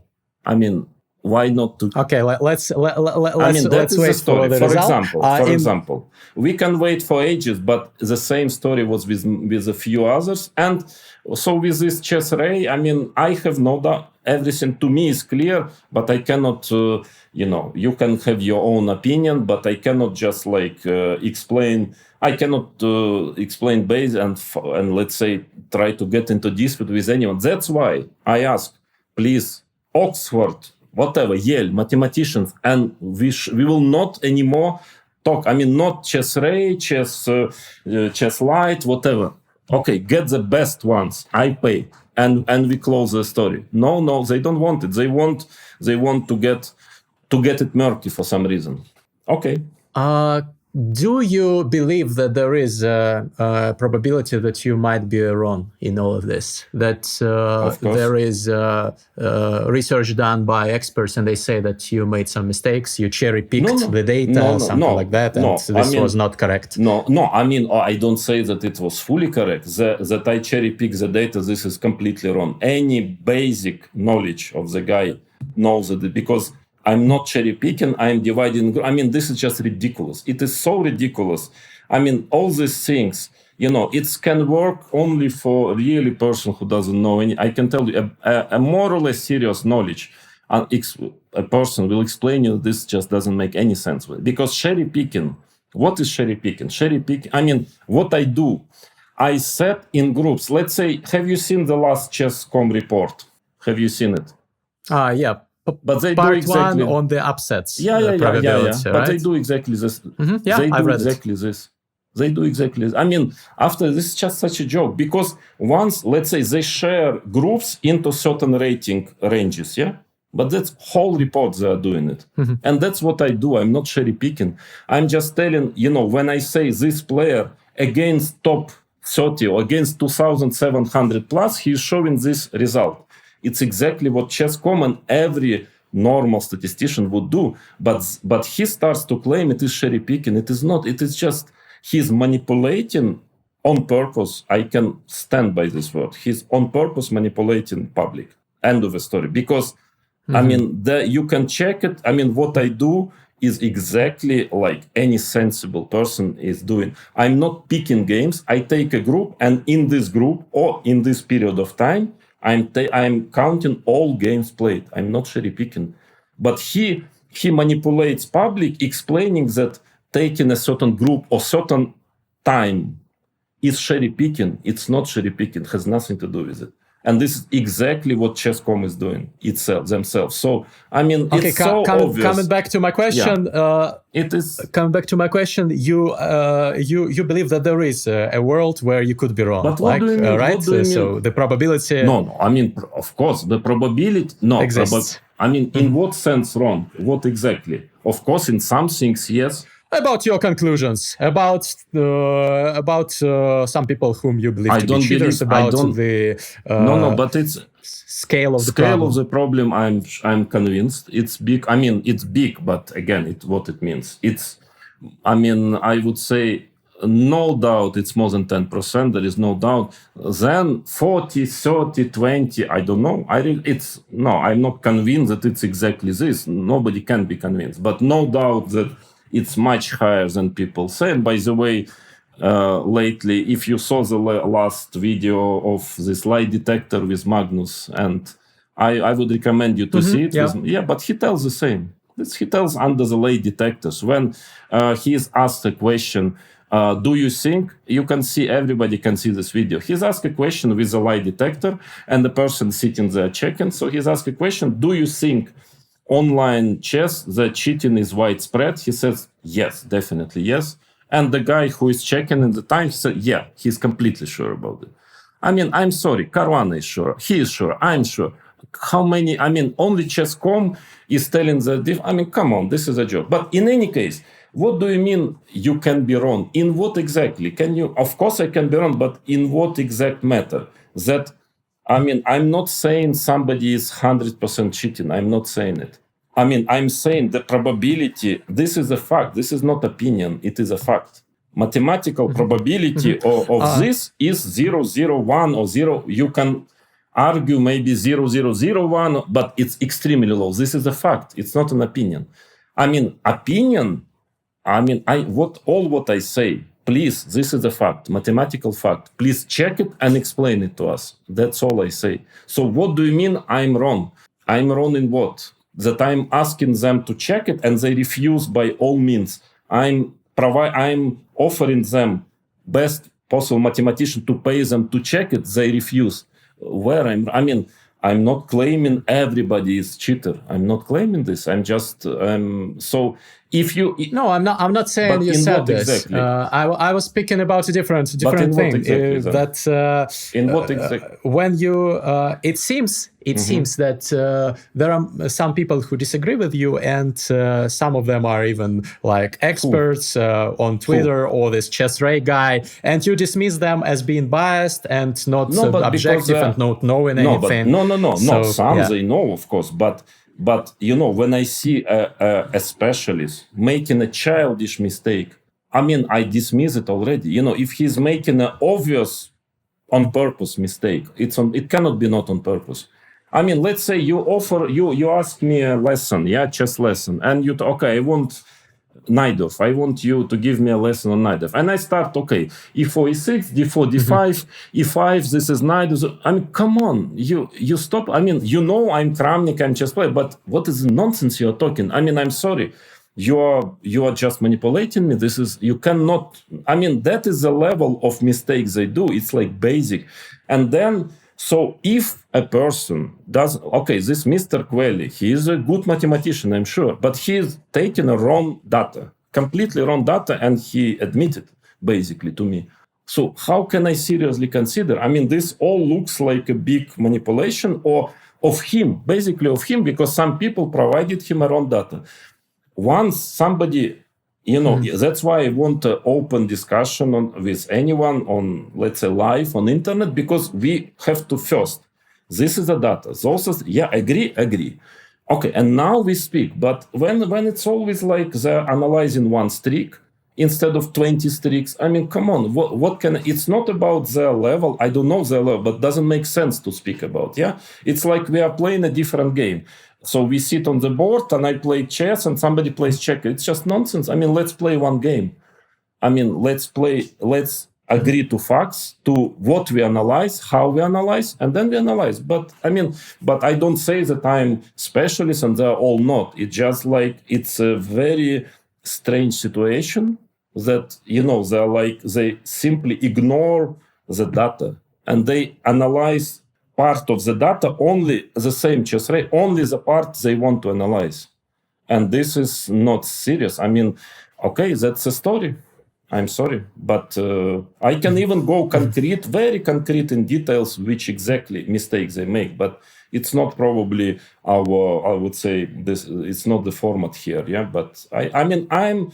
Okay.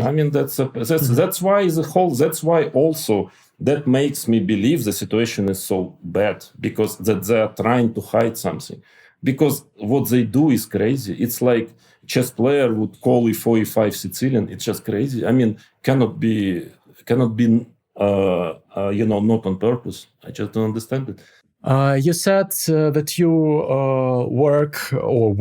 have worked with scientists and statisticians in the pursuit of your research. Yeah. Can you please name names and scientific degrees of such people who participate in the research, who review your results and approve them scientifically? Because that would help the credibility. That's the question that many of my subscribers asked when I asked them what to ask Vladimir Kramnik. I will definitely do it, but I'm not the one who is responsible for taking decisions here. So I would do it after ChessCom will reveal their names. They never revealed a single name. So them first. I'm a gentleman. They're first.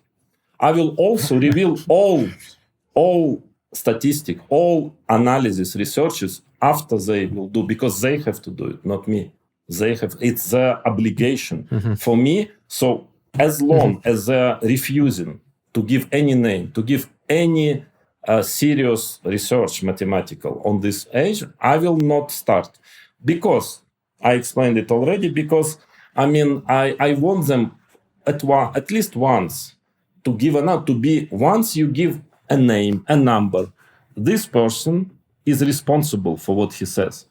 And that's why, I can clearly see the strategy. They never give a name. They never give a number. So then you can always say, okay, it was, no, please, sorry. You give, I give. But I'm not going to play on the field. I'm not going to play the game where the cards are changing all the time. The pack of cards always different. No, let's settle. You give, I give. You make report, I make report. I made already 20 times more numbers and so on that they did. It's the ball is on their side. Sorry, guys. If you want, let's say, to prove something, it's your turn now. I will follow. I can guarantee you, I will follow immediately. But they will not do it, of course. I know they're not going to do it because I know once they publish a serious report, really with every number of probability, everything, whether you are responsible for it already, and the mathematician which would never sign it, at least with the conclusions, because then his name is under fire, so to say. Or they will not publish, one of two. If I'm mistaken, I would be very, very glad to be mistaken. And then because the report signed by Danny and Eric, mathematical report, this is a joke, I'm sorry. I want a mathematician name, signature, and then we speak with my mathematicians. Before that, why should I provide? Let's discuss another famous chess player whom we have already mentioned in this podcast. Hans Niemann recently said that you coached him, that you had face-to-face training sessions. It's a strong word. So the question is, what do you think about Hans? It's a strong word, coaching, but we spent 3 days or something, We spent 3 days on it. Kind of was interesting, funny. So what do you think about his sudden rise to the chess.com's leaderboard? He is number 2, or used to be number 2, at least in Blitz on the platform. Do you consider him a figurant of your further research, or everybody is? Everybody is. I have statistics on each move, each game, each tournament, on every top 100 player, OTB and online, for last 1 year at least. So I have all statistics, how the guy is playing end game, middle game, with this time, 5 seconds, speed of game, everything. And I can tell you, everything is very clear there. By some people, completely clear. It's like some very, very strong, probably some people beyond any reasonable doubt. So I have it all, but okay, that's enough. Of course, he's also like me, like I myself. Also, we should be all under the guidance, but I can tell you that I didn't check what was happening before. I don't have time to do everything, but his stats lately, let's say since he came back to this, at least I'm checking, again, because there's so many 3-0 games, you just cannot check everything, but I'm checking Title Tuesdays. His stats, even though he's doing well there and he's one of the best, I mean, in ratings, but it's not even in top 10. There are many players who have much better performances in all fields than him. Believe me or not. So what I mean that, of Entitled Tuesdays. Yeah, entitled Tuesdays, yeah. Even though he won one and he was some prizes, but by all, like, overall, in details, in concrete parameters, he is not in for the moment. But what I mean is, it doesn't mean he's cheating or not cheating. Doesn't mean. But I mean, you definitely take, care first of those who are actually below him on rating, on everything, and having much higher performance than him. It's normal. But of course, he is also like everyone. Yeah. I mean, so what do I think about his race? Well, I mean, what do I think? He is not the lowest rating player from the guys who had and still have this rating. That's what I think. I mean, I don't think, I want to try to explain to you. I don't think anything. I look at statistics and I see. And I just check and I don't know. The fact, I don't want to express opinions in this story, cheating, not cheating. I want to express facts. I mean, that's all I care, because opinion is not right. It's too sensitive to such a matter where your eyes has to have the, this bandage, that you shouldn't see who is it. All I want to give you numbers. I mean, by numbers, it is clearly our performance, very serious our performance, but much, pretty much less than some other players. That's who are considered to be clean and absolutely not even a doubt. Whom, if you would even say, okay, this guy might be changed. No, come on, you're crazy. Here, the guy is overperforming a bit, even sometimes considerably less, but like it's a common thing to tell, oh, come on, he's cheating, of course. I mean, this is ridiculous. I mean, let's check the numbers. So I don't know. I really don't know. He is going to be followed like any other player. And for the moment, he is not like the suspect on the list, not even in top 10. But it doesn't mean he is playing fair. It doesn't mean nobody a priori is playing fair. Nobody. Okay. You like to say that you are a rational person operating on the basis of facts, not emotions. Yeah. No emotions. I have a question in that regard. Yeah. So you have recently published a series of videos on some chess players whom you could say whom you are not impartial towards. Who, for example, did something to make you unhappy. It could be argued. For example, international master Matvey Galchenko, who published information that you played under the Krakozhi account, some other people who played against you and you suspected them while playing against them because they won against you. So that's made them targets of your research. So the question is, does this go in line with the principle of impartiality? Because you want to be impartial and you can do your best, but you cannot in such cases. I used to work in law, as I said, and in most countries you cannot be a judge in a case where you have a personal grudge, so to say. But, and you have researched many people whom you might have such a grudge against. Do you agree? No, it's your assumption that I might have. Actually, I don't have. I don't feel like it's the idea is different. That's why I do research, not only by the many researches I did with players whom I didn't even play, but because I just learned about the guy. Because he played against me, it was clear that it was very dubious, and I started to make a research. That was the case. Like with this Galchenko guy, I didn't even know about him. It's just that when I learned about him, I understood that it's what he's saying is very suspicious. And I started to check his games, that's all. It was not a revanche. This is a way, all this ChessCom Nakamura, it's always a way to make it emotional, personal. It's not personal. Believe me, I don't care at all about the guy. I don't know him and I don't want to know, I don't care. It's just that once you check, like Nakamura, there was nothing after now, okay, of course I don't like him because what he started to do after is just insane and so dirty and ugly what he was doing, insulting, I mean, okay, still I don't hate, I just despise him, yeah. But I mean, it was not because I have something personal, it's just because the guy has, I mean, such performance. I clearly see that there is, well, in my opinion, 100% clear something is fishy. If not 100, I just present it. I present arguments. I don't want to damage somebody. I present arguments. I think they're very strong. Many people agree with it. Some maybe not, but that's all I do. If you don't agree with it, argumentatively, okay, yeah, it's your point. I'm not trying to convince anyone. I just tell, okay, this is what I think. This is what I believe. Here are the numbers, games, everything. And that's it. I mean, again, with a guy like Galchin, I mean, I just don't want to continue. I don't care about him. I mean, I just know that Caruana very openly was, let's put it this way, suspecting him. I know Kamsky was suspecting him.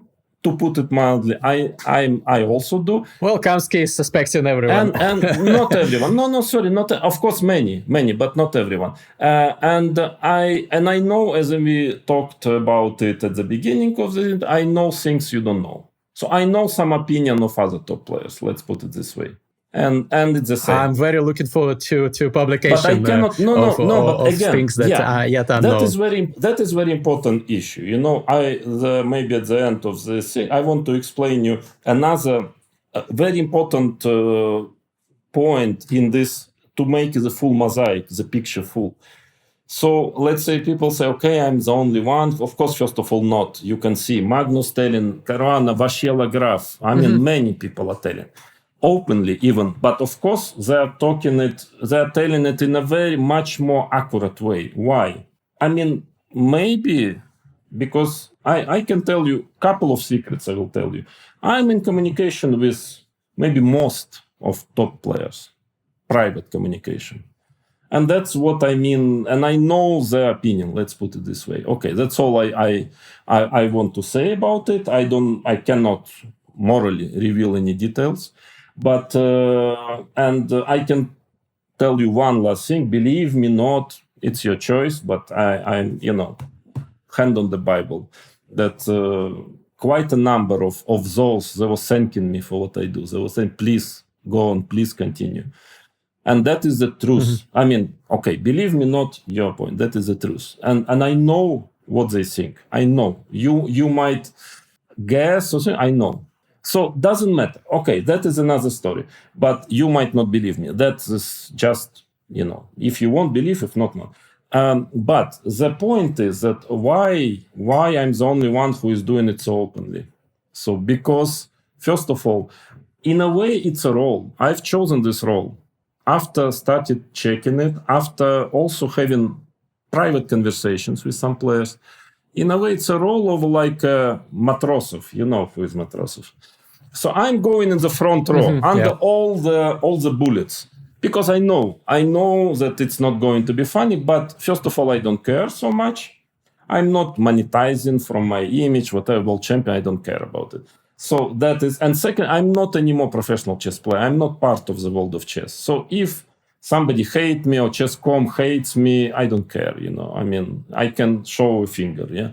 So, and it's much more difficult for other players. So, and secondly, very important, okay, you probably, maybe you know, maybe you don't know, but you can try to ask, I would like publicly to ask ChessCom, maybe if they can reveal, I don't think it's anything secret in the information, how many top players, famous players are under contract of chess.com. Very good question. Maybe you can ask.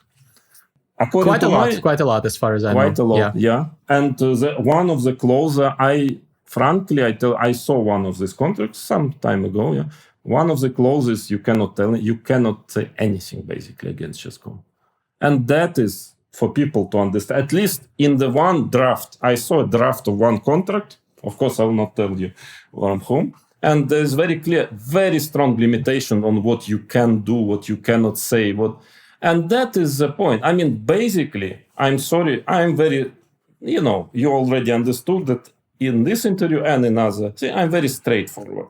I don't care what people will think. But I mean, to my understanding, correct me if I'm wrong, this is what I personally would call buying silence. It's buying the silence.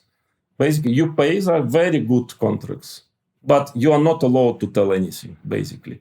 And in my opinion, that is the main reason why players are only, they still, and I can thank those who are still even having this contract, they still start to complain, they still tell it publicly, but they just cannot, whether they have to stop the contract. And this is a very important point. This is actually in all my picture, which I've drawn today, this is a very important element that, okay, I hope they'll not be too insulted with it, but okay, you get this whole structure, you don't touch some, and you buy the silence. You buy the silence of many players, basically. So, okay, it's very, of course, it's not the euro, but it's de facto is how I see it.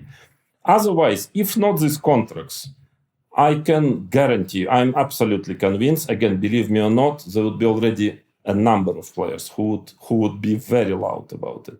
And that is the last cherry on the pie to understand the whole situation. So, okay, so when I see the situation, I'm playing this role, if you want. Also, that's why I'm so harsh. I'm so provocative, if you want. Yeah, it's a strategy which I've chosen because I don't see any other way. I understand how bad is the situation, in my opinion. And if I just start to be polite, no, maybe this guy, he has 1 out of billion chance, but maybe he cheated, maybe not, but come on. I mean, I'm just going all in. Yes, I get a lot of hate. Maybe, I agree, maybe with 1 or 2 out of 50, I'm wrong. I mean, or maybe less, I don't know. I understand. And I apologize immediately to everyone who is wrongly suspected. I feel, I know it's my fault. But if you don't do this now, we will ruin online chess first, integrity, and then the real. So maybe I'm right, maybe I'm wrong. I know I'm doing some things. Some people are probably clean, not too many from whom I mentioned, but definitely big minority, but maybe. And I sincerely apologize to them, but I don't see any other way, unfortunately. How to get this point that, something has to be done about it. We don't have much time, I can assure you. Technologies are raising. It's going to get offline, I can assure you. If not already, probably not, but very soon. We just don't have time to ask ChessCom, to wait for the response for 2 months, and they promise a lot of things they never do, like this check-in. Maxim Vashelograph, we had a recording with him, a stream, and he was asking ChessCom to, they never did, of course, and they never do, and time goes and goes. Cheating is more and more, and once it's offline, the case is over. And, simply no time. Okay, people would hate me, think I'm crazy, so what? Okay, I mean, not that I like it, but it's not most important. So that is now maybe situation is more like in full, or more or less in full. At least my way of seeing it. Well, thank you very much for sharing the way you see it. I have a final question. You will soon play a match against Jose Martinez Alcantara, aka Jospem.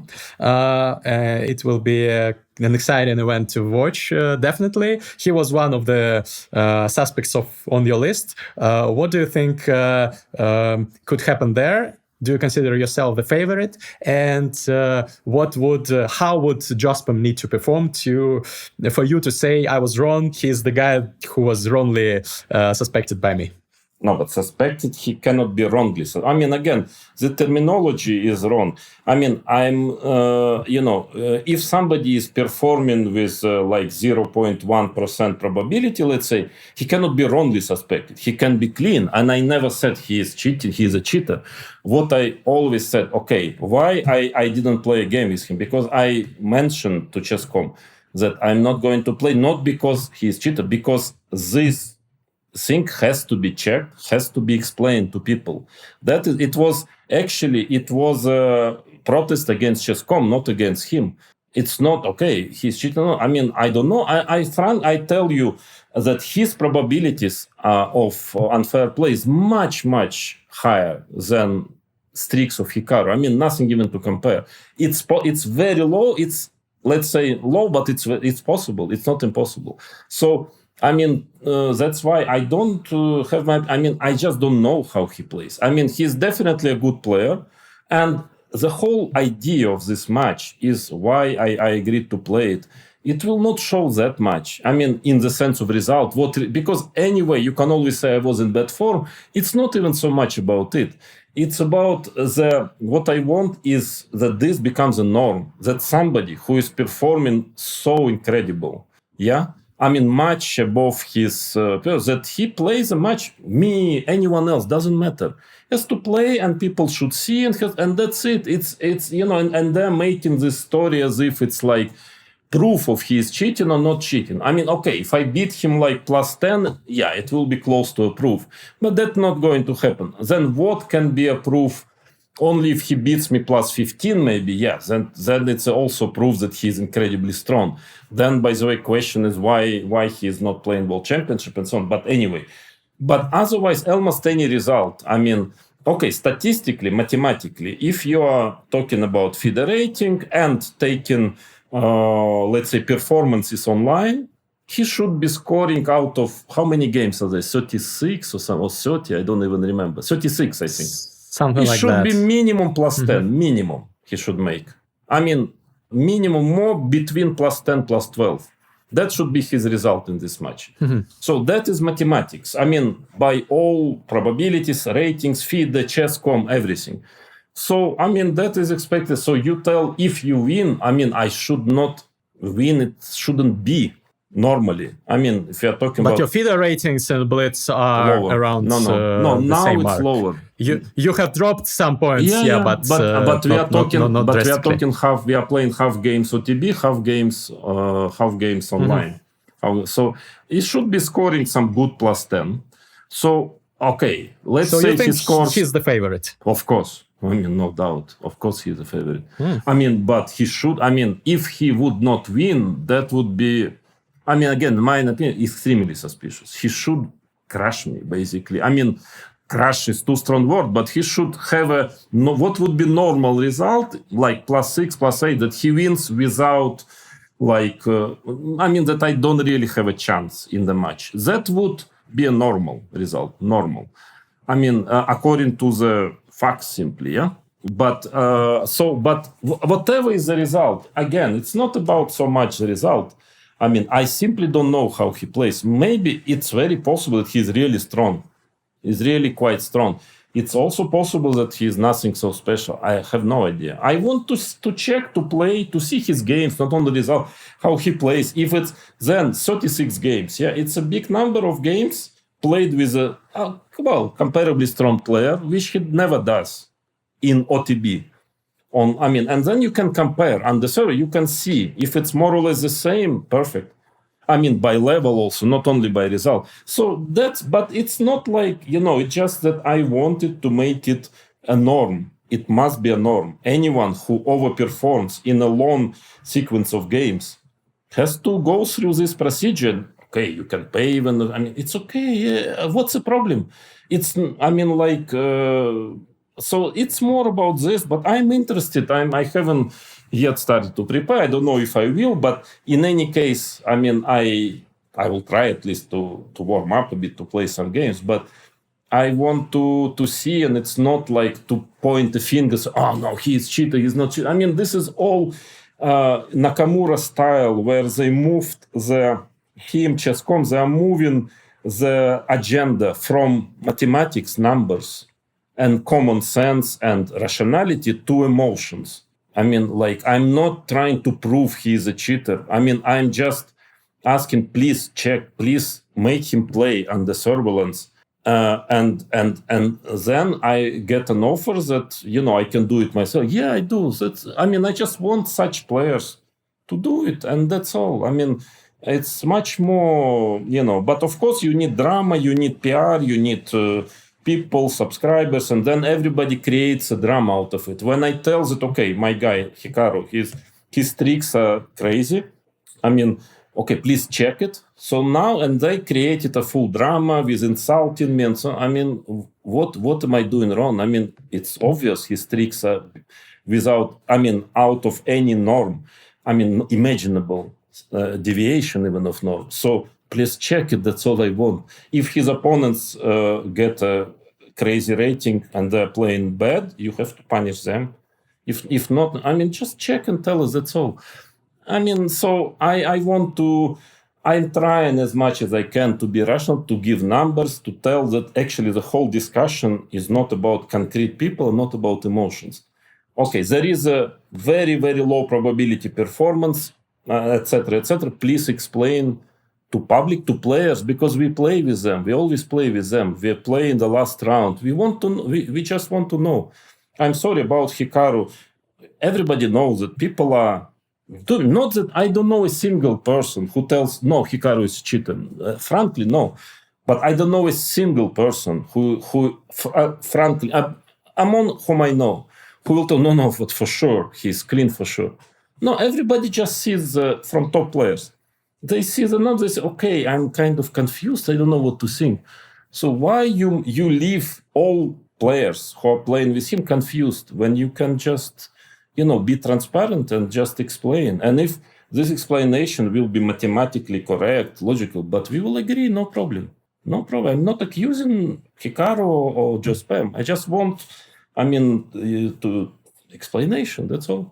Okay, thank you for the clarifications. It is a tradition of this podcast to finish it off with a blitz game. Okay. Of course, if you have the time and Sure. if you want.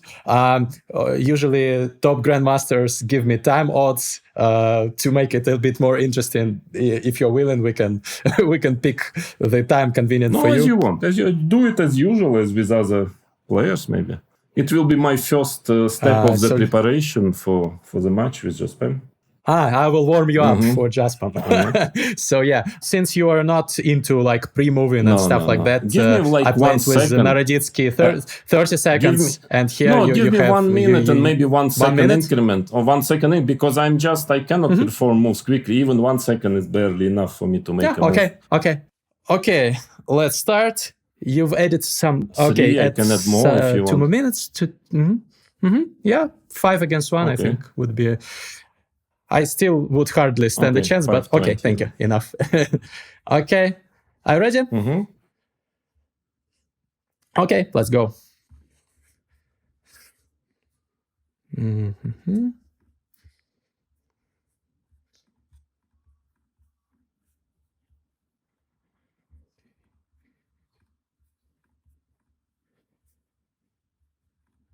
Okay.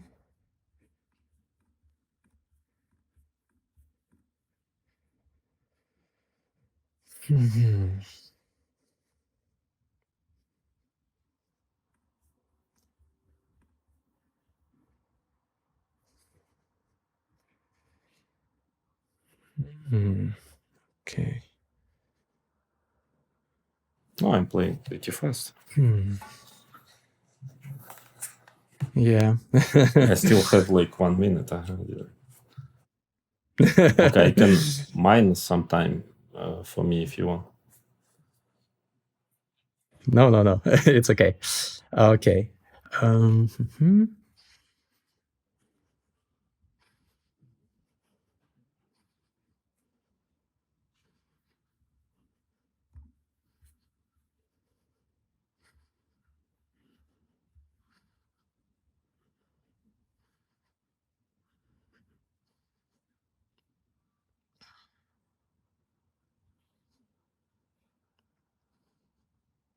Mm-hmm.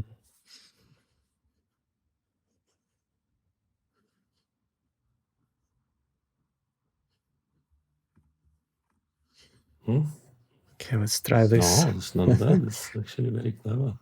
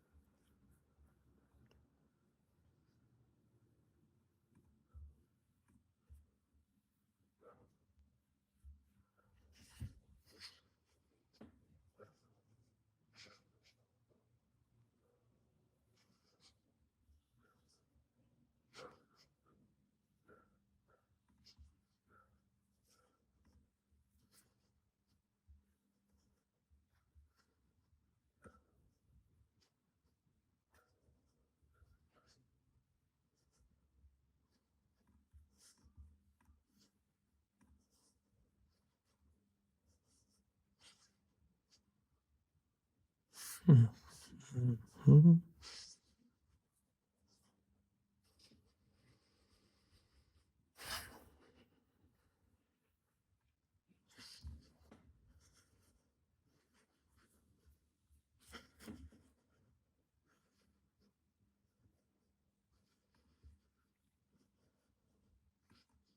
I thought there should be something, but maybe there is nothing. But it's interesting game. It's actually a very interesting game.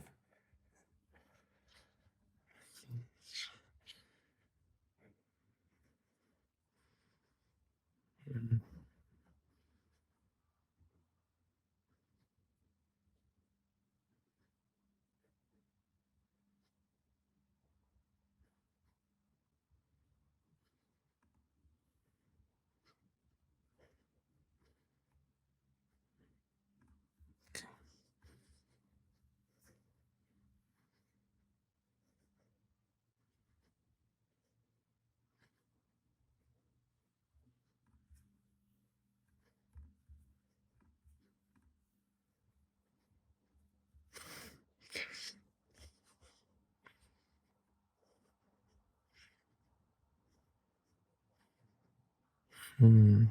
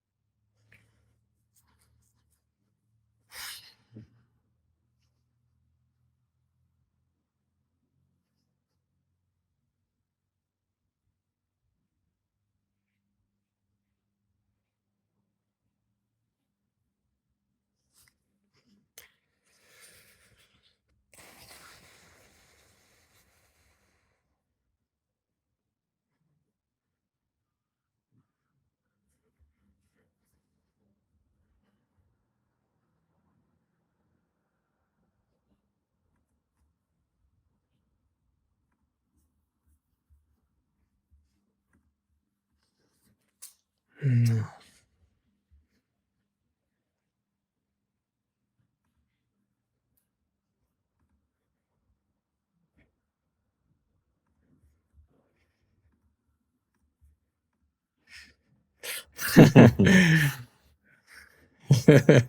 Okay.